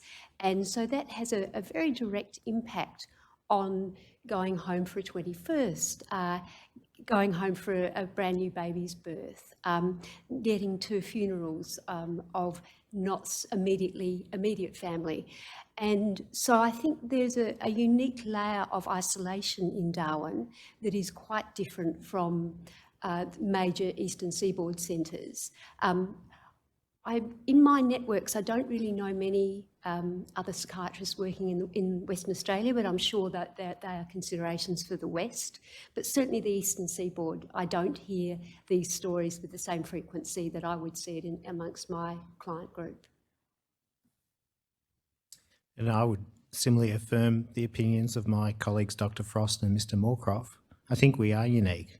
We have a small population in a very remote setting, and we have a huge contingency that are military related. And by that I mean we have serving members, we have veterans who are white card holders, gold card holders, and we have the family's members. It's a huge proportion of the Northern Territory's population, and indeed Darwin, and that's juxtaposed against poorer resources than in other areas I've worked. So if I think about my work as a psychiatrist in Melbourne versus my work as a psychiatrist in the Northern Territory, it's a tale of two cities. Melbourne has a statewide Centre of Excellence for PTSD, the DVA-funded PTRS service. It has private psychiatrists at dozens of hospitals that treat PTSD and treat veterans. There are dozens of providers for DVA services and Garrison Health Bupa solutions.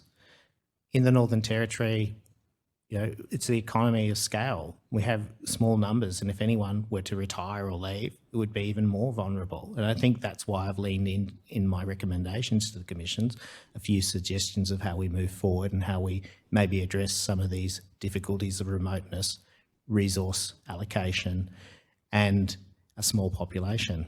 So yes, I would reiterate, we are unique.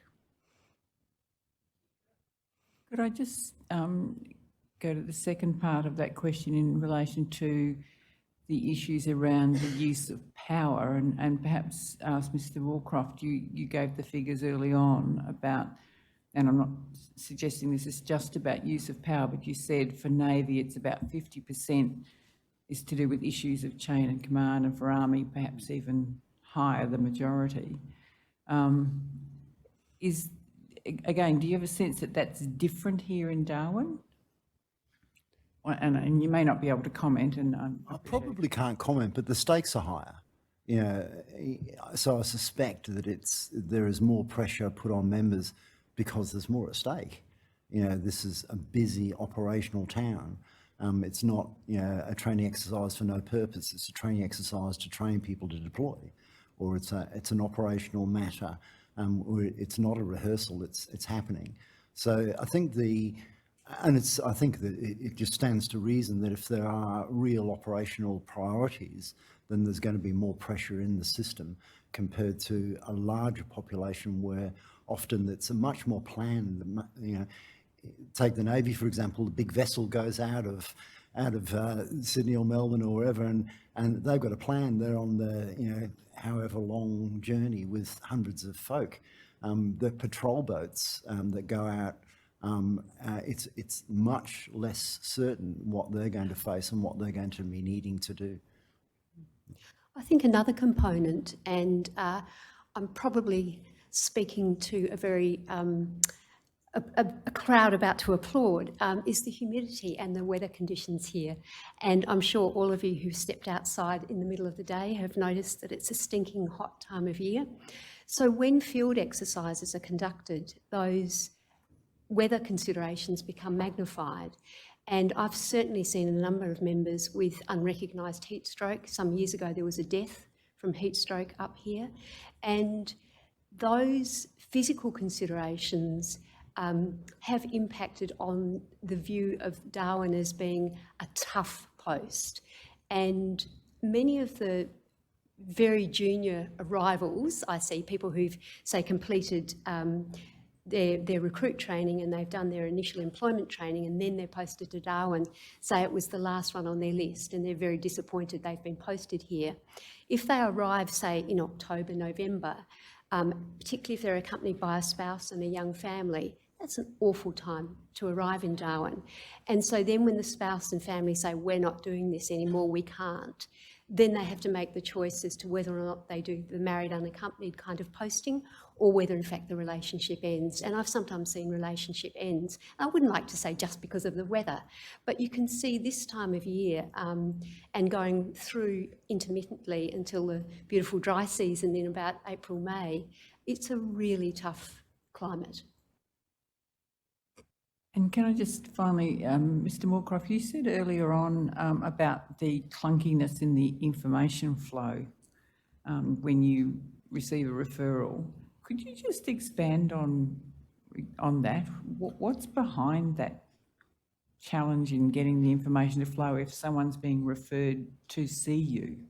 I suspect it's time. I suspect the people who are doing the referral, it's impossible to overstate the importance of the medical officers in this system.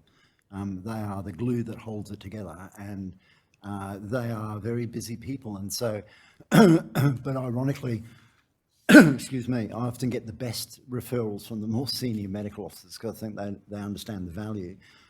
Sometimes I get a referral which is literally one line, and that's it. That's the referral.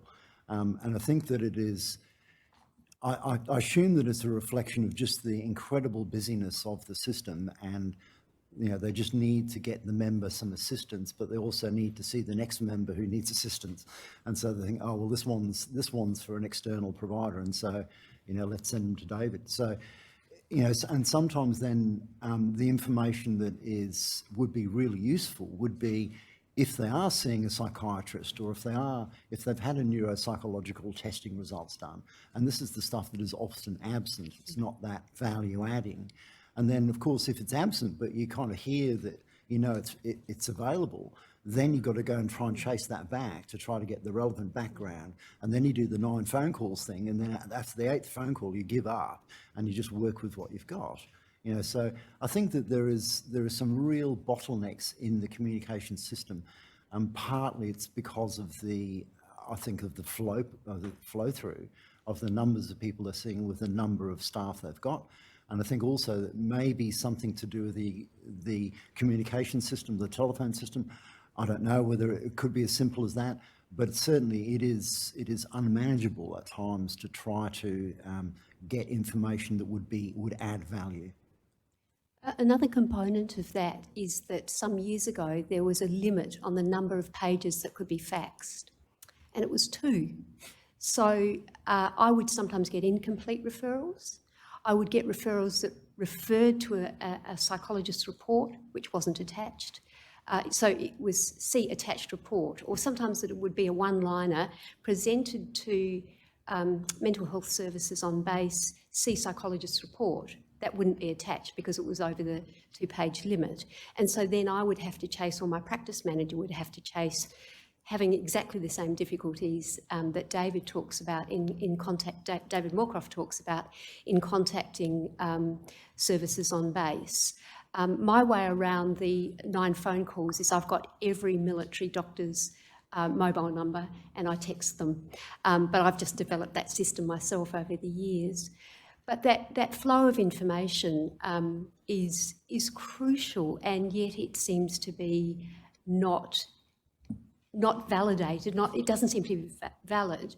I'll often be seeing people with complex medical conditions, and I always ask to be copied into the reports of the endocrinologist or the pain physician, because frequently that will impact on what management I do or what medications I should or shouldn't be prescribing. It's never done. I always have to ask specifically for the reports of the respiratory physician, the pain physician, the orthopaedic surgeon, and so on. Thank you. Commissioner Douglas? Thank you for your evidence so far. Is there a rationale for excluding complex longitudinal PTSD from the DSM-5? I think that's beyond this commission. It's political. It's a very European kind of view of complex trauma. The DSM-5 classification comes out of the American Psychiatric Association, and so it's political, I think. Is there any move to include it in the next version It was of the rejected. DSM? It was rejected in the current DSM, even though it was put up for. I think that they vote on it. I'm not. You might know, David. I think they do. One of the broader understandings of psychiatry is we deal with what's called a nosological system. So we have syndromes, which are collections of symptoms, and they're up for debate. So these things are always up for debate. And the DSM is essentially a group of very senior American psychiatrists that sit around and make decisions on what they feel is appropriate. So it's a little bit of an in and out system. I mean, the history of PTSD is that it was heavily lobbied in the late 70s, early 80s, and why it became included in the DSM. So what I would say is that, broadly speaking, there are layers and labyrinths of politics that go into these things, and at the end of the day, clinicians that are just treating patients just want clarity. So we probably can't give you a clear answer, except to say that our experience as clinicians, as it does exist, there's evidence that show that it exists, and there are probably all sorts of economic reasons why you may not want to include it, because you're looking at a bigger resource drain. So it is complicated, but there is no easy answer to that question. Thank you. I'll retreat in view of all that. Thank you. We do have other questions, but I'm conscious of the time, and we've got a commitment at past, so we'll resume after lunch if that's okay. If there's nothing further, we'll break for lunch. Return at 2:30. Thank you. Rise.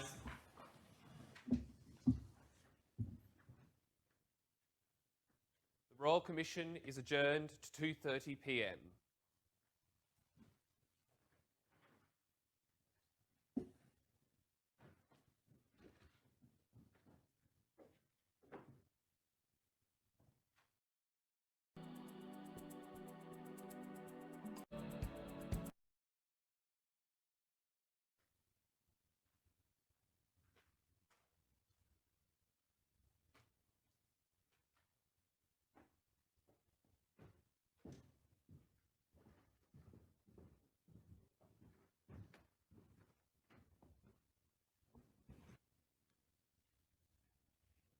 The Royal Commission into Defence and Veteran Suicide is resumed. Please be seated. Mr. Connor, we do have a few more questions, but I think if you can continue obtaining your evidence, and then we'll go after that at the end. If that's convenient, Thank you. Commissioners. Operator, might you display Dr. Mary Frost's statement? And operator, might you go to .0018? And operator, might you display paragraph 19 to the foot of the page, please? We might address paragraph 19. We're turning to the topic of open arms and your dealings with open arms over time, Dr. Frost. Would you just, and you see what you've said there in paragraph 19, your capacity to collaborate with open arms has deteriorated over the years. Now, would you just speak about what has been your experience of dealings with open arms? Yeah, when I first came to the Territory, as my statement reveals, I thought, a really fantastic working relationship with VVCS as it was then.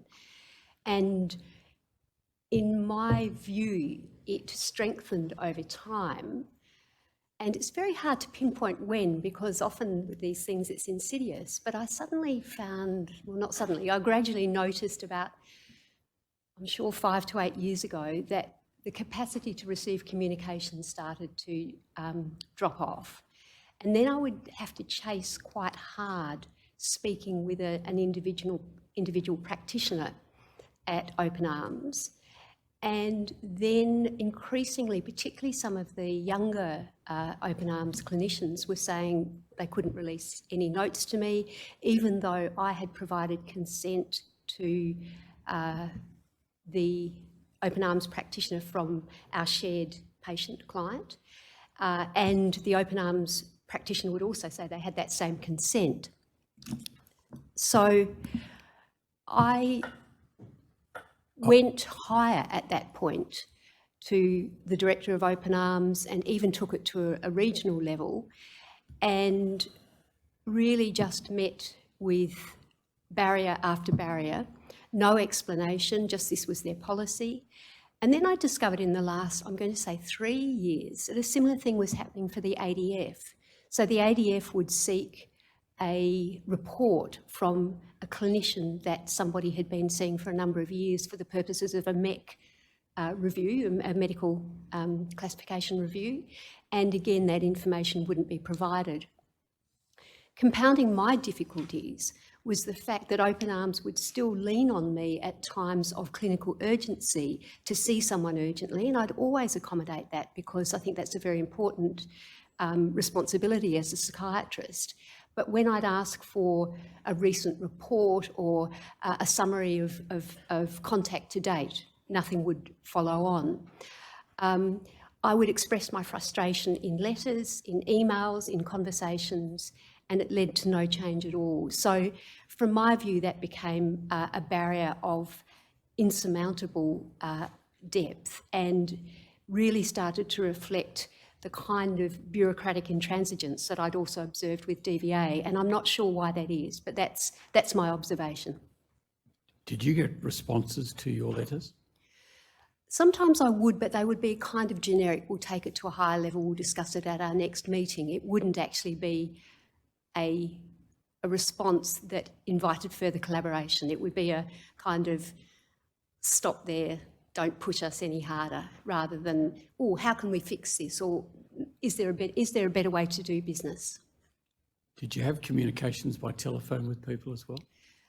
Telephone, email, and occasionally I'd go to Open Arms to meet with clinicians. I've stopped doing that recently because that doesn't appear encouraged. So I've always, as you can see with David Moorcroft, I've always enjoyed working collaboratively, because one of the difficulties being a private practitioner is you're quite isolated. And so in my view, if I'm working collaboratively, then the outcome can only be better for my patient, my client. And what people tell me is that they feel really valued when I say something like, oh, David Moorcroft and I are meeting on Friday, and I'm sure you'll be high on the list of people that we wish to discuss. And so then people feel that you've got these two trusted, valued practitioners working collaboratively, and so they must therefore be important. And so to have that relationship essentially severed has been, I think, very detrimental. Now, did you meet the Open Arms clinicians here in Darwin or in Canberra? Or? This is Open Arms clinicians in Darwin, but I've actually taken it. Darwin used to be NTWA and more recently NTSA, or have I got that the right way around? I think that's the right way around. And so I've gone to regional directors for both, not changed a thing. No changes at all? No changes at all. And what did you say to them so far as you can remember? Probably what I've just said, that I thought it was unhelpful, it was not good for outcomes of our shared clients, that I didn't understand why in mental health, where we have to work collaboratively, that they chose to not share information, and they said it was all part of their consenting process. But I'd show them consent, I'd send the consent, and it was still wouldn't change that collaboration. Now, you saw it working differently before about 2015 or so, did you? Yes, as I said, it's very hard to pinpoint that time because it's insidious, but Yes. I'm not actually, I think Mr. Moorcroft has some views on when that happened. Yeah.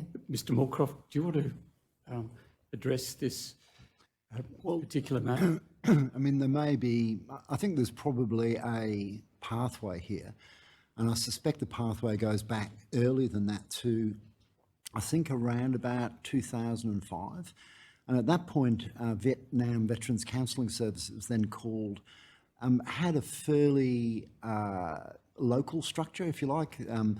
My understanding is, and there were branches around Australia, and they were kind of semi-autonomous. They had, guiding principles. It was all part of DVA, but they had a fair amount of sort of semi-autonomous capacity to develop services and to sort of tailor services to the local community. And the communities are quite different. I mean, the profile of veterans in Darwin is very different than the major population down south. So in some ways, if it was well run, this was good because it gave a nuanced sort of tailored service. So when I was first leaving or first moving from public practice to private practice, I did some work, as I'd said before, for VVCS. I found it to be a really good introduction to the military population. Not only did I provide direct services, but also provide some staff development services for the staff there because of my background in mental health, and also provided group facilitation services for things like the anger management group, which I ran for quite a few years after. But around about 2005, there was my understanding was a one DVA kind of initiative. That's what they described, the staff described it as. And essentially that was an amalgamation of some of the administrative functions and location, as it turned out in Darwin, from DVA kind of almost bringing VVCS into the fold, so to speak. And there was some advantages to that in terms of some standardisation of processes, some kind of sharing of resources from the central governing body. But I think on balance there was a lot of loss of value because they became much more centralised in terms of what was allowed and what wasn't allowed. So it was really one size fits all. So it was one DVA size fits all of the nation. And a lot of the programs and the individual nature of the branches, I think, were lost. In particular in Darwin, what that led to was a co-location of the services. So VVCS was a separate geographic location to DVA, and for a period of time they amalgamated, which created a massive problem for veterans because they would come to the same place to get their claims that they're disputing solved, and also they'd come to the same reception desk to get some counselling. They'd just go a slightly different avenue. And so it ended up being very fraught with difficulty because the veterans were really then uncertain about the separation between the entitlements and the claim processes versus the counselling. So I think that it starts back then, and there's been an increasing centralisation of the now open arms. Initially it was territory, and then it was WA, and then it was, it's gradually expanded the administrative aspect of open arms, and I think it's lost a lot of that local appreciation and local tailoring. You heard veterans saying to you about their concerns about having to go to the one place, did you? Indeed. And also the counsellors too, they found it quite unacceptable, but they were basically forced to accept that. It's changed since, and I think they realised that it wasn't just the soundproofing. There's a whole array of problems with the way that DVA incorporated VVCS into that office, and it was monumentally insensitive to the psychological impact on members. That's been remedied here in Darwin, has it? Yeah. Yes. And when was that remedied? I can't remember, probably 5 years ago, I think. Yeah, They developed the new facility. Dr. Frost, do you want to speak any further about this particular problem? Other than to concur that I would hear this in my consulting room, that you'd go with anxiety about your claim, and then you'd come back to this and often be met with heavy bureaucracy, a lack of compassion, a lack of awareness, which, like when any of us go into the bank. But then when you came to the same place and the same receptionist greeted you and you were going off to see your trusted counsellor, there was a lot of anxiety about actually coming to appointments. Now, interchange and releasing of clinical information, that was occurring in a relatively okay way, was it, early on? From my perspective, yes. I would regularly copy, I would always check and get the consent of the person that I was seeing that they would be willing to have information shared between myself and the open arms practitioner. And then I would send all my clinical correspondence to the open arms practitioner. And then I would leave messages for them to ring me. And then I would get a message back to say they were unavailable to speak with me, and that was due to consent. And I think, well, I've given them consent. The other problem at one stage was that there was a nationwide number for open arms, and so, or VVCS. I can't remember which organisation it was then. And so in trying to speak with somebody in Darwin, you could kind of do a nationwide tour before you were actually put through to someone in Darwin. You were invited to leave a message. And leaving a message when you're talking about urgent clinical matters is very, very difficult, because you don't want to breach patient confidentiality in the sort of the reception domain, but you do want to get across to a clinician that I'm worried. And so I'm worried about somebody, but I can't tell the person taking the message why it is that I'm worried about them without breaching confidentiality. So that's where I think the sort of bureaucratic structure is actually working against what to me is the fundamental ethos of running a counselling service. And this doesn't assist the persons that you're dealing with? Not at all. Do you want to elaborate on that at all? Well, I I think object to that question. The answer that was phrased before was at a point in time in the past, and that question was in the present.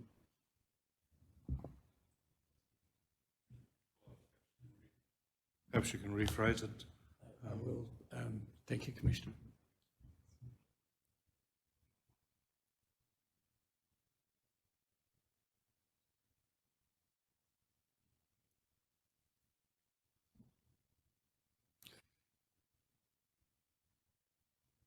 Might we come to the matter of whether the processes that are currently operative, or in your present experience with your interaction with Open Arms, an exchange of information and your capacity to contact Open Arms, is that having a negative effect on people that you're dealing with? as a psychiatrist, I rely heavily on a network of care involving other practitioners, medical officers, sometimes family, and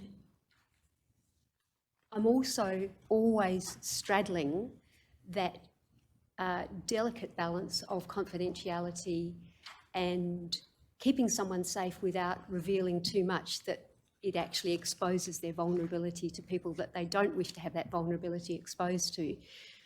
And that is the bread and butter work of any of us working in the mental health professions. So when a fellow clinician becomes what, in my view, is bound by conditions that do not facilitate that collaboration, then I'm really struggling. I can give an example from probably about 2 or 3 years ago, where one of the Open Arms clinicians had to involve the police because of the safety of a member. And that clinician decided that in involving the police, that was a conflict of interest. and I was urgently asked to see the individual who thought they had a good working relationship with their psychologist. So I was having to simultaneously manage risk and grief and then find other care, because I couldn't find out from Open Arms what exactly had gone on, because they wouldn't share that background information. And then I had to see the individual more frequently than my clinical practice can really manage, awaiting the involvement of another clinician. So that's a very practical example of where that lack of communication has actually caused me distress, and yet my job is not to be distressed, but to manage the distress of the people that I'm looking after. Operator, might you display paragraph 20 from Dr. Frost's statement, please?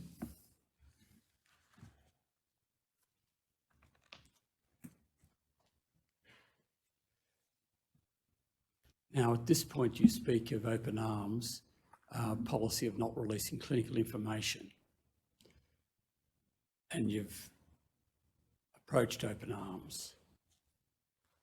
Operator, might you go to the next paragraph? So I don't wish to be pedantic, but that's not what it says at all. It deals with... I'll withdraw my comments on it. I'll withdraw that comment. I'll just display the paragraph. Operator, might you display paragraph 21, please? You can see this paragraph, Dr. Frost? Yes, I can, thank you. What's the story here? That was one that I spoke to just a few minutes ago. It's the same story. Now, Operator, might you display paragraph 22?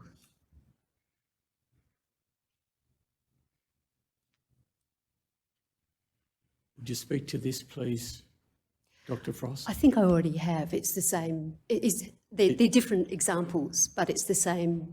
I mean, I'm happy to elaborate further. Would you elaborate further on this, please? My recollection is that the patient was a young man who was struggling with suicidality, and he'd had an admission to Menunda ward because of suicidality, had then been discharged from Menunda ward to the to a close, a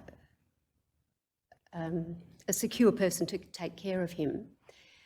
And then there'd been a rupture in that arrangement between the care that he was receiving, I think an argument. And so then when he came to see his Open Arms clinician, he acknowledged that he'd become suicidal again. And so the Open Arms clinician then contacted the police to have him conveyed to hospital for a mental health assessment.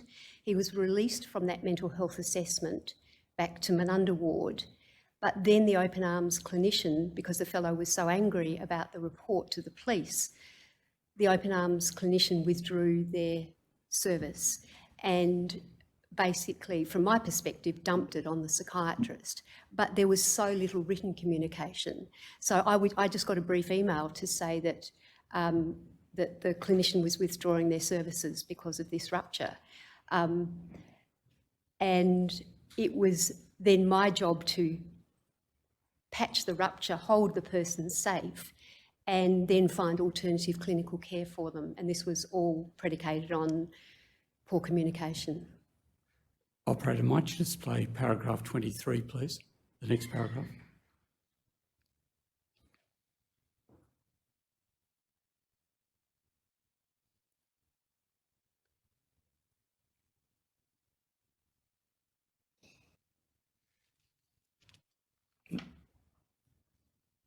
I'll let you read that, Dr. Frost, again. Yeah, thank you. Might you speak to that paragraph as well? Largely, I feel I've covered my frustration. What concerns me the most is that experienced clinicians within Open Arms question these policies from what they tell me, but the policies themselves have not changed. even though I've attempted to go higher to understand the policy, it hasn't actually led to any increase in collaboration. And as that is such a fundamental part of mental health care, keeping people safe, for me that has been of immense frustration and really quite a sense of sadness that what used to be a very collaborative relationship has got to this point where we're almost not pitted against each other, but we don't feel like we're working for a common cause when we are. Operator, might you display pages 34, please, and paragraphs 86.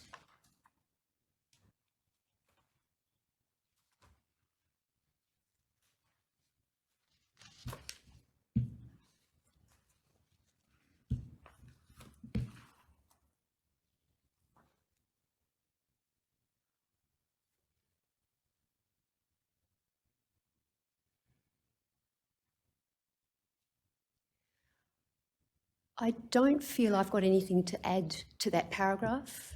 I think we've covered it, unless there's a specific aspect of it that you would prefer I...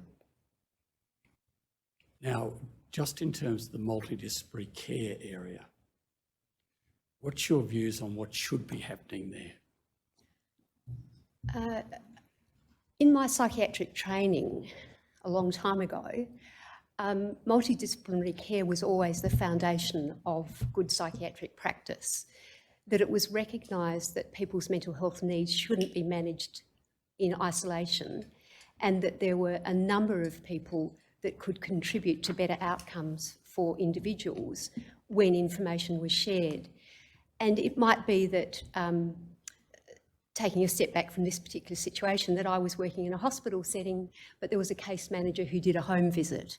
And the case manager would then know about the individual's living circumstances, family relationships, cleanliness of the house, food in the fridge. And so we were trained as very junior psychiatrists to not just make an assessment in isolation. So then when I moved into solo private practice, I really had to work hard to not remain in isolation myself and to develop collaboration with my colleagues. And so my concern is when so many military members access open arms, and neither myself as their private psychiatrist, or more recently I've heard from the ADF medical officers, can access clinical information, then that capacity for shared care, for multidisciplinary care, for awareness of at multiple levels of the impairment and symptoms and impact on function, families, etc., that goes. And I think that's, I would call that flawed practice. Operator, might you display the next paragraph, paragraph 87, please?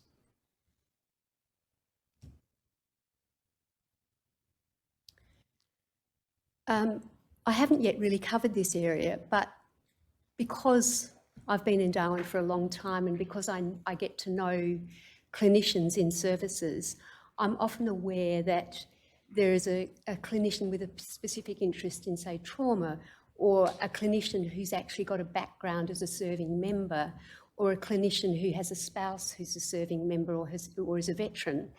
And so sometimes those connections, I mean, if you come back to our pre-lunch session in which in which all three of us as treating providers acknowledge that trust is the fundamental basis of all care.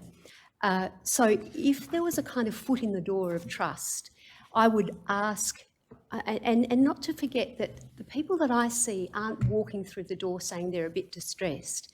The people that I see are at the end of a process of tertiary referral. They've already spoken to somebody who said, go to the MO, the medical officer, who's then said, I think we need a psychiatrist. We need a specialist mental health practitioner's input.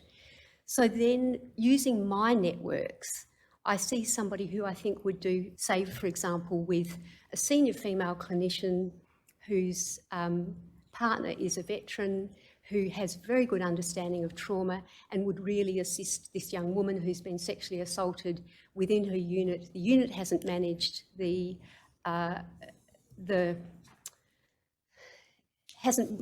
well the distancing between perpetrator and victim. The young woman is saying they feel like they've been victimised further by the process of the treatment from the unit. And so I've got this lovely, nurturant, maternal woman with a lot of understanding working at Open Arms, and I think, oh, perfect match.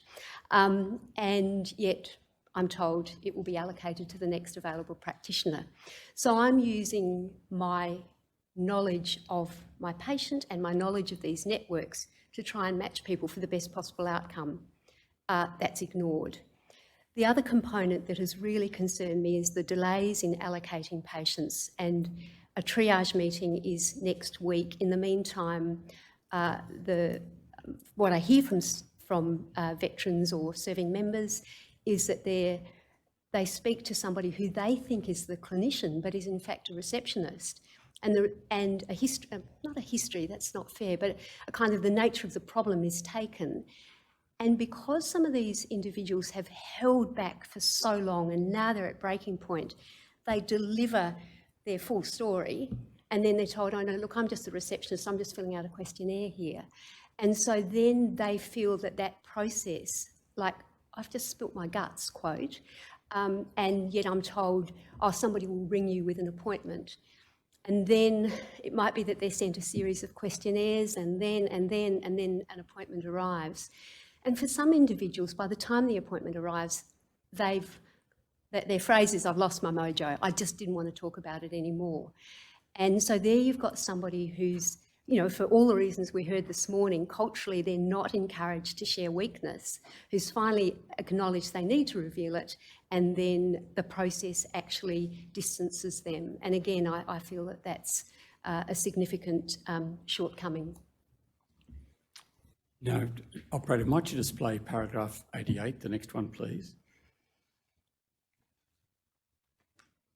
Now, this is your reference to the 6 visits thing. Would you mind addressing that? Sure. Again, as a psychiatrist, I'm seeing the tip of the mental health distress iceberg at the level, usually people have crossed a threshold to be clinically unwell, as opposed to distressed, upset and likely to recover. So the people that I see are, I mean, it's lovely. When I refer to David Moorcroft, he writes a letter in which he says at least 20 sessions will be required over the next 12 months, with the frequency, I'm probably quoting you verbatim, David, with the frequency of sessions diminishing in time as recovery occurs. And I think that's a beautiful model. And if it takes 15, it takes 15. But what I sometimes hear from individuals, from my patients, is that they felt they needed more, but they were given a questionnaire at 6 sessions, which showed that there'd been an improvement from the questionnaire they filled out at session 1. And so they were told, well, we're done. And that might be sufficient for somebody who's not at the level that I see them. But by the time somebody has like a recognisable mental illness, or is acutely suicidal, or is no longer managing work, home life, to say, we've got to 6 sessions, you must be better, is again, I feel, a flawed approach. Operator, might you display paragraph 89? This concerns families. Would you mind speaking to that for a moment? I'm not as familiar with, I don't treat families at all.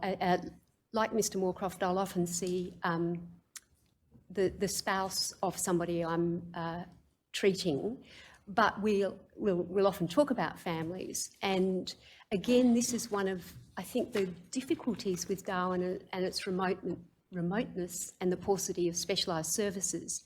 So the kind of family-friendly ADF posts a family to Darwin. they have children with special needs, say they're ADHD, on the autism spectrum, learning difficulties, and the families are told they can access support through Open Arms. But often what I hear is the clinician they saw didn't have the expertise that they were anticipating, or there are very long delays in accessing that support. So then families have come here, perhaps as Dr. Mitchell was alluding to this morning, so the posting cycle doesn't respect treatment cycles. So that a family may have arrived in the middle of a treating cycle for their child's learning deficits, perhaps, and then there's a gap, and then when they finally get that appointment, then the clinician may not actually have the expertise. So I think this is, again, another deficit, another gap in the system that leads to deterioration of mental health, deterioration of family function, and disillusionment with defence amongst members. Mr. Moorcroft, do you wish to add anything to that, or? I can't really, because Open Arms, essentially they see the similar sort of clients myself, so we don't double dip. So if I'm seeing someone, then Open Arms isn't. Might we turn now to address quickly the administrative burden that seems to be placed upon you, Dr. Frost, of dealing with Bupa. Could you speak shortly to that? I think in my submission I highlighted there were 4 areas. When Bupa first took over the contract from Medibank Private, they were sending out appointments for local practitioners in Eastern Daylight Saving Time. There's 90 minutes, as many of you would know, between Australian Central Standard Time and that daylight saving period. And so I would have members arrive 90 minutes early to an appointment, even though I'd sent a text message with a time, but then they were confused. There were also instances where people would be told by Bupa, sent a text message that their appointment had been cancelled, which hadn't come from my office. And whilst I'm slightly protected from some of that because I have a practice manager, obviously I'm paying my practice manager, so for her to sort out these glitches is a cost. The issue that nearly led to me withdrawing my services from the ADF some years ago, and I might say that I really enjoy ADF work, and because I have familiarity with ADF both in my personal life as well as my professional life, I've always valued this work and seen it as an important component of my practice. But I actually was very close to withdrawing my services because I couldn't negotiate what I call an administrative cost, an administrative payment for doing clinical work without the patient in front of me, a little bit like I alluded to before with the Department of Veterans Affairs. And so after a lot of negotiation back and forth and me saying, well, that's it, I can't do this work anymore, eventually an exception was made and I was able to bill for an item, well, sorry, it's not an item number in the Medibank scheduled fee list, but it was accepted. But then when I was handing over many of my military patients to the younger psychiatrist who's now seeing many of my client group, he met with exactly the same obstacle, that despite the fact that we will be contacted by doctors out of face-to-face sessions with patients for, I'm writing their MEC review at the moment. I was just wondering whether you could give me an update on what you think their prognosis is. How much longer do you think they'll need to be on antidepressants? So then I flick through the file and have a look at my letters. And, sometimes we're on the phone for half an hour, just sort of tossing back and forth the best approach. Well, I'm seeing them in 3 visits, that would be a year. So if we get them off antidepressants now, there's all sorts of MEC classification criteria that need to be fulfilled. To me, that's a clinical consult. I've given an opinion, I've reviewed my file, I'm interacting with a colleague, but Bupa has thought that that is not a face-to-face service and therefore does not need to be remunerated. At times, I'm actually asked to comment on risk away from seeing someone, and although I'm reluctant to do so, sometimes it's the attending clinician has seen the person that day, a psychologist has seen them the day before, and it might be that everybody feels that the risk is now contained and they can be discharged from hospital, but they need the opinion of the psychiatrist.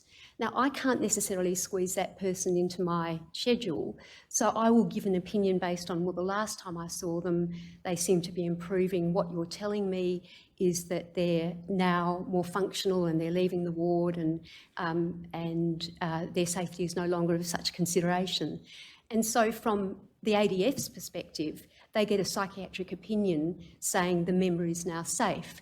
Now, if the member was unsafe, my opinion would be the most weighted of, if the member wasn't safe, let's say they self-harmed or even worse, suicided, the psychiatrist has expressed an opinion, but because I don't have the patient in the room with me, the argument of Bupa, and before then Medibank Private, similarly I had to negotiate for quite some time to have those I don't want to say they're non-clinical services, those non-face-to-face services accepted as an important part of my work. Some days they will occupy an hour or 2 of my working day, and I can't afford to do that pro bono. So that is an area that I've kind of bashed my head against a bit of a wall. Mr. Moorcroft, do you interact with Bupa? I do in relation to the service I provide to current serving members, yes. And what's your experience there? I could probably talk for a lot longer than this commission would like about my opinions of Bupa, which are not positive. I chose not to say much about this in my statements because I don't think it's directly relevant to deaths of suicide in ADF members. But since Bupa has taken over, and I have not had one conversation with them about the funding of psychological services, the difficulties that they had in the initial stages where they had a completely wrong fee structure. There's so many problems with it. It's a matter that I've dealt with my society in making submissions elsewhere. Short version is that Bupa is something I think most health professionals suffer as a consequence of seeing serving members. I really think that, if I wasn't so interested in serving members and really liking the nature of work, then I would probably be looking for work elsewhere. Dr. Mitchell, any short observations that you've got in this territory? It's certainly been covered in a lot of details. I'll just be really succinct. My limited experiences, having been a private psychiatrist in Melbourne, working at North Park, I certainly saw ADF members through the Bupa's Garrison Solution contract. I mean, forward thinking, my suggestion would be if they had better liaison and were clearer about their fees, would be very helpful. There were times where fees that we submitted weren't paid, and it was for a discrepancy of down to $1 in difference, even downwards. So if I charged $1 less, the fee just didn't get paid. But we were able to resolve this over time, and once I understood what their fee schedule was, it seemed to work smoother. That would be a general observation, something small in comparison to a lot of detail that my colleagues have given you. So the system is operating through the generosity of providers in substantial ways. Is that a fair statement? All the non-clinical services for sure. I mean, all the stuff that Mary was saying, we don't get paid for that. Now, and Another matter is if it depends on the individuals and the provider, and here in Darwin, if either of you disappear from the scene, as it were, there's going to be substantial gaps, aren't there? I believe so. Yes. Which is it convenient for your questions? Thank you. Commissioner Brown? Thank you. Can I just ask in relation to, and Dr. Frost, in relation to open arms practitioners, just the example you gave about the referral to the police and then essentially the rapid handoff to you. Do you have any comment in terms of the capacity or willingness of open arms practitioners to manage levels of risk, particularly high risk clients? I think it's very variable because it depends on experience. There are some open arms practitioners with a long experience of mental health, including in high risk areas like having been psychologists in acute mental health teams. And there are a number of practitioners who are very newly graduated who would have not had that experience and for whom it would be overwhelming and frightening. But like all services, that's why you have supervision. That's why you have experienced practitioners to assist you. I accept that suicidality and high risk does generally belong through our training as psychiatrists to us, but I don't think it belongs exclusively to us, and I certainly don't think it's a reason to stop treatment. Oh, sorry, not stop treatment. I don't think it's a reason to sever a relationship. Mm-hmm. And again, just so that I'm clearly understanding, it was not necessarily an open arms policy about actively not managing a level of a certain threshold, above a certain threshold of risk. I don't know the answer to that. I don't think it would have been, but I don't actually know I'm speculating. Okay, and again, we are seeing open arms later this week, so we can ask them these questions. But do you have any comment in relation to the supervision of the open arms practitioners? Do you have a sense about whether that's adequate or not from your perspective? Look, I have a really good working relationship with one of the senior open arms clinicians who's now occupying a managerial role, and she was concerned at the sheer number that she was supervising. But that's kind of conversation over a coffee rather than me knowing actual numbers. Okay, thank you. And again, I must confess, I was a little surprised to hear you say it was up to you to find a new psychologist for that person. Mm-hmm.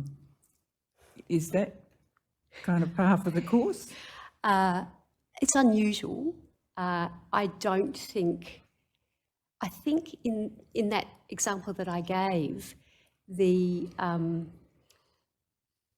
clinician's reaction was so dramatic that I don't think that clinician was able to process how things would unfold once they made and I don't know whether it was they'd never made a notification to the police before, because there was no communication. I just got this, as I say, colloquially, it's a dump. Mm-hmm. So was it a one-off, or have you experienced that? I haven't experienced that. I think it's such an important example of poor communication that it's worthy of bringing to the attention of the Commission. It's not my widespread experience.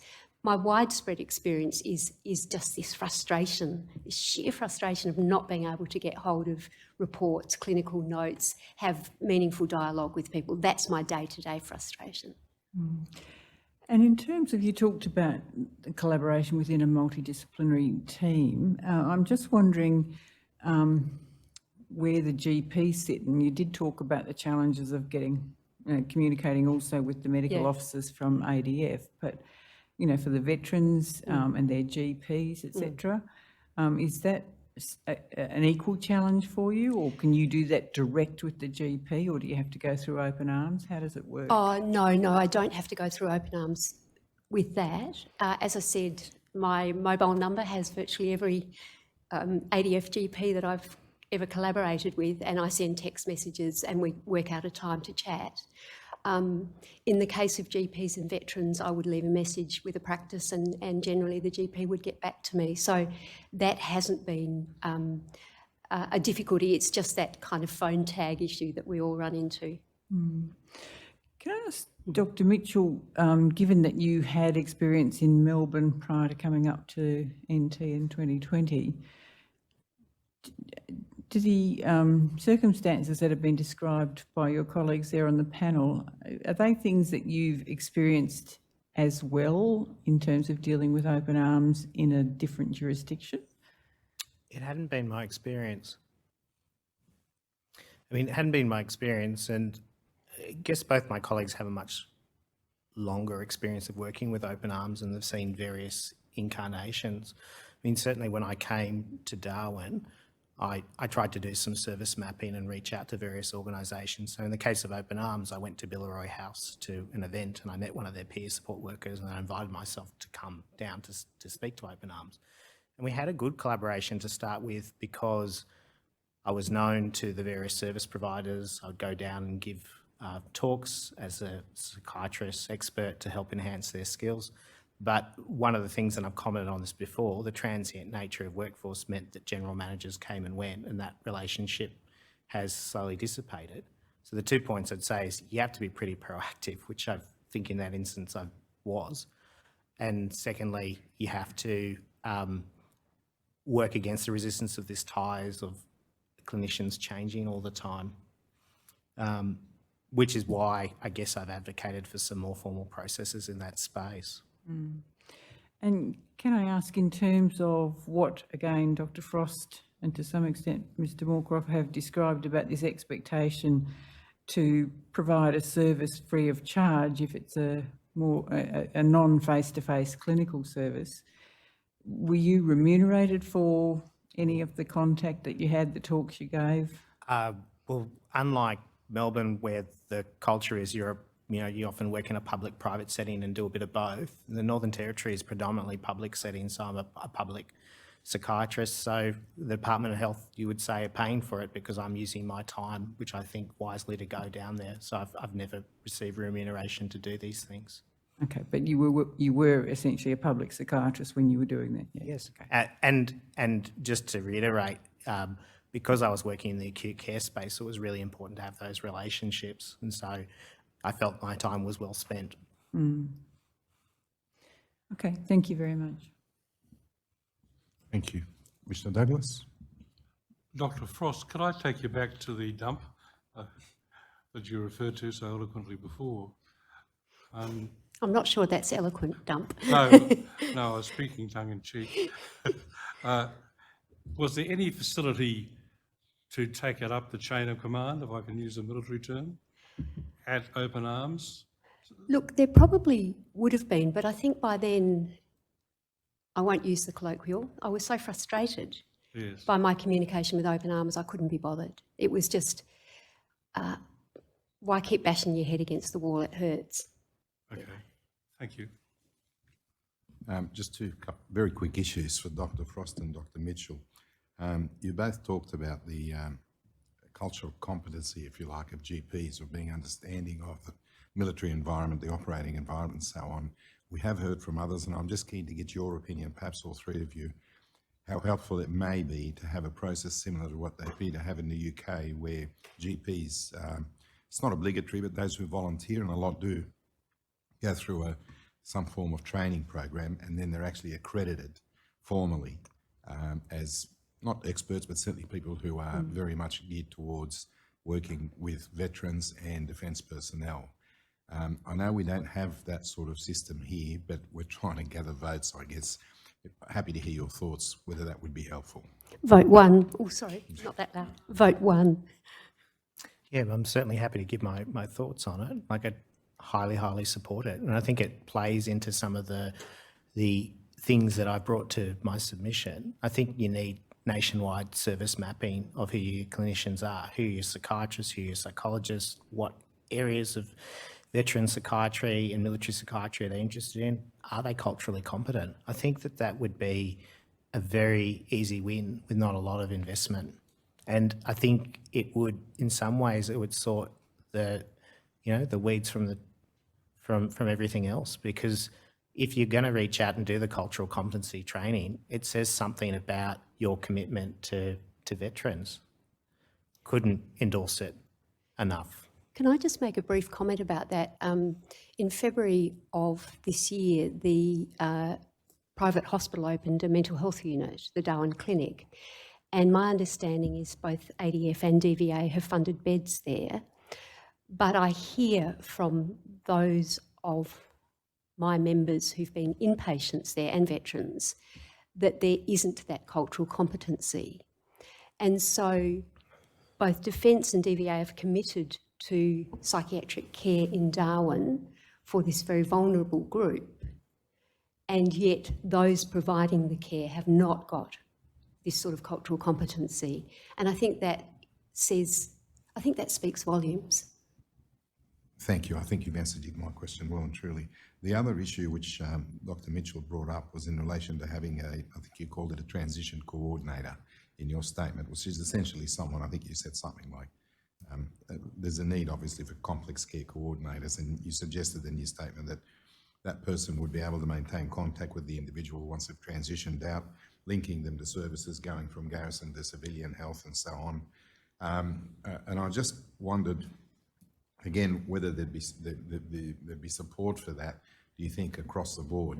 Because it seems to be that coordinating effort when people are transitioning in particular is not there, and may have led to all sorts of issues for veterans.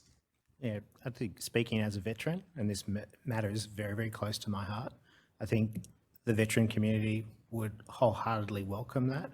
I think the services that service veterans would wholeheartedly welcome that. I think, everybody that works in this space has a lot of interest and passion. I don't think that's missing, but I think there just needs some clearer systems to allow it to occur. And I think some sort of complex care coordinator, and we'd have to think about where the funding is. Like, is it funded by DVA or is it funded by the military? But both have a vested interest in that. The military in discharging members under the MEC system have an interest in their transition into civilian life, and the receiving veteran services and civilian services have an interest in that being done appropriately. And I think, once again, it's an easy win. You wouldn't see that person as necessarily being a GP or anything. It's just someone who can coordinate the services and stay in touch. That's right, and I think it probably wouldn't be a GP. We know on lots of levels the landscape is GPs are doing it very tough, and we don't have enough GPs in Australia.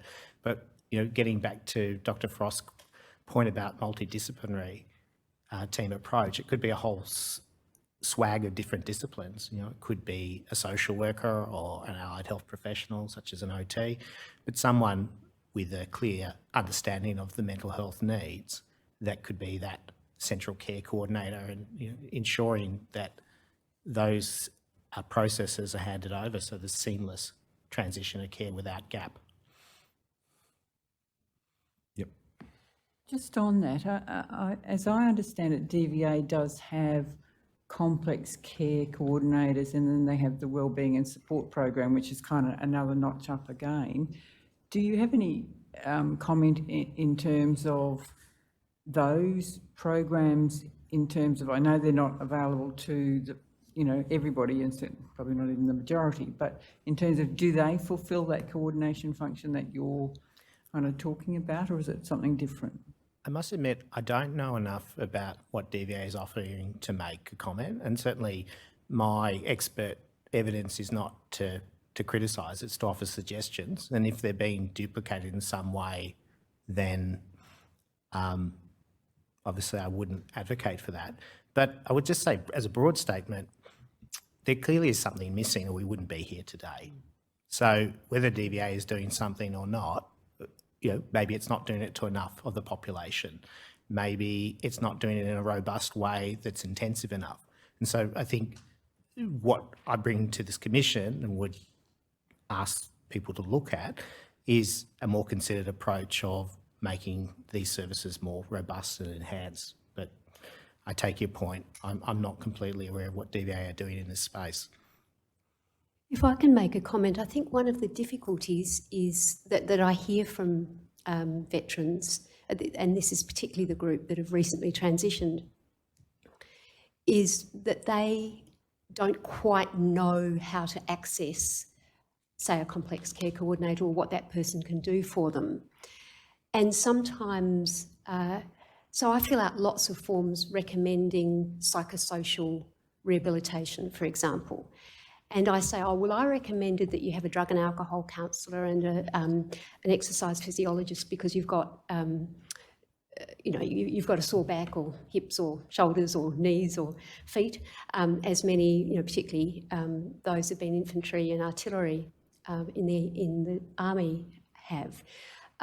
So they're really struggling with something like exercise. And so on my list of recommendations, and they go, oh, am I eligible for that?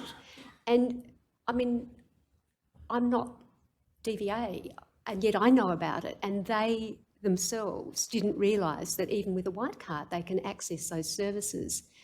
And I know that some of the recently discharged members call back to their military MOs to ask their assistance in navigating this system because they just feel so isolated, so vulnerable, and also not forgetting that they're struggling psychologically. Not all of them are highly educated. For some, even like sitting down at a computer to undertake of filling out a form online and then that form online disappearing or not being saved can be enough to make them stop accessing something for days to weeks. And it's a frustration we all share, but I mean, this is a group who almost at times need to be led by the hand. They need to be looked after. And what I hear, and certainly my interactions with DVAs, there's not a lot of compassion. There's not a lot of humanity. It's a kind of, we're carving up a cost dollar, and you're either under the line or over the line, and I don't ask me if you're not eligible because I can't help. That's the decision. And so for somebody really vulnerable, that can be, I imagine, the final straw. And so I think the reason there's so much suicidality in newly transitioned members, particularly those medically discharged members, is largely because of that experience. Thank you. Mr. Fordham, any issues? No questions. Thank you. Mr. McCarthy? I might just cover one topic very Certainly. quickly. Dr. Mitchell, can I please ask you to turn to paragraph 120 of your statement?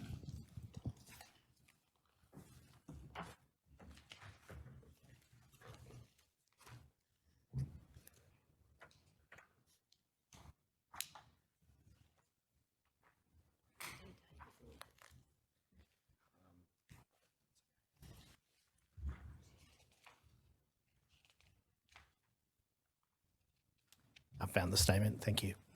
Commissioner Douglas expressed some interest in complex PTSD earlier. I understand that the research referred to in this paragraph relates to the prevalence of complex PTSD in veterans. Is that correct? That's correct. I understand that you have a second and a third phase of this study planned. Are you able to talk to the commissioners about what the second and third phase involves? Yeah, I can briefly just touch upon that. So the premise being that complex PTSD is likely to be high within veterans seeking help for mental health issues. And we've already found preliminary that's about 68%.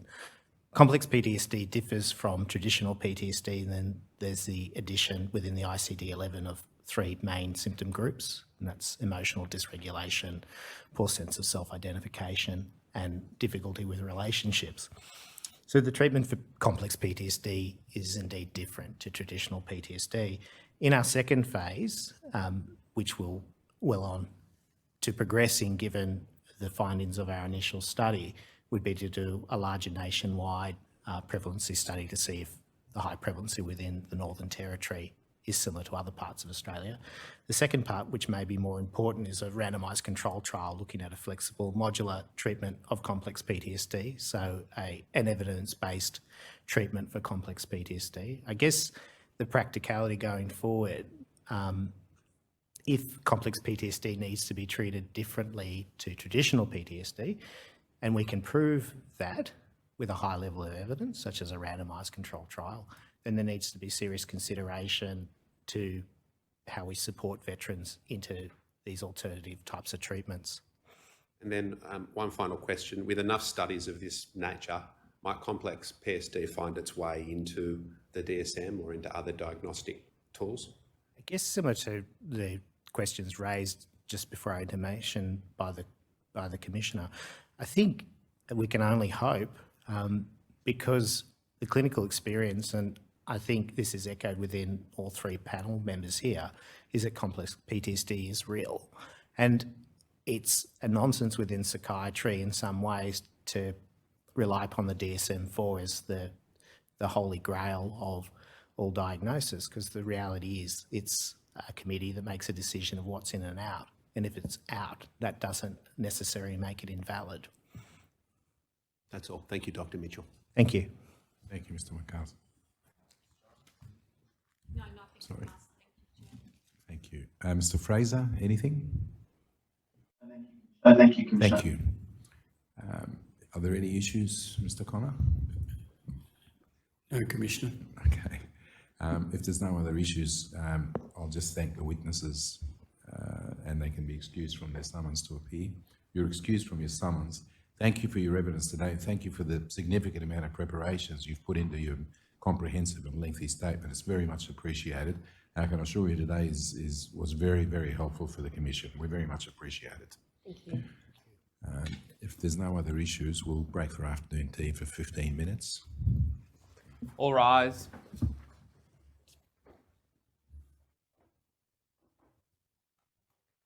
The Royal Commission is adjourned for 15 minutes.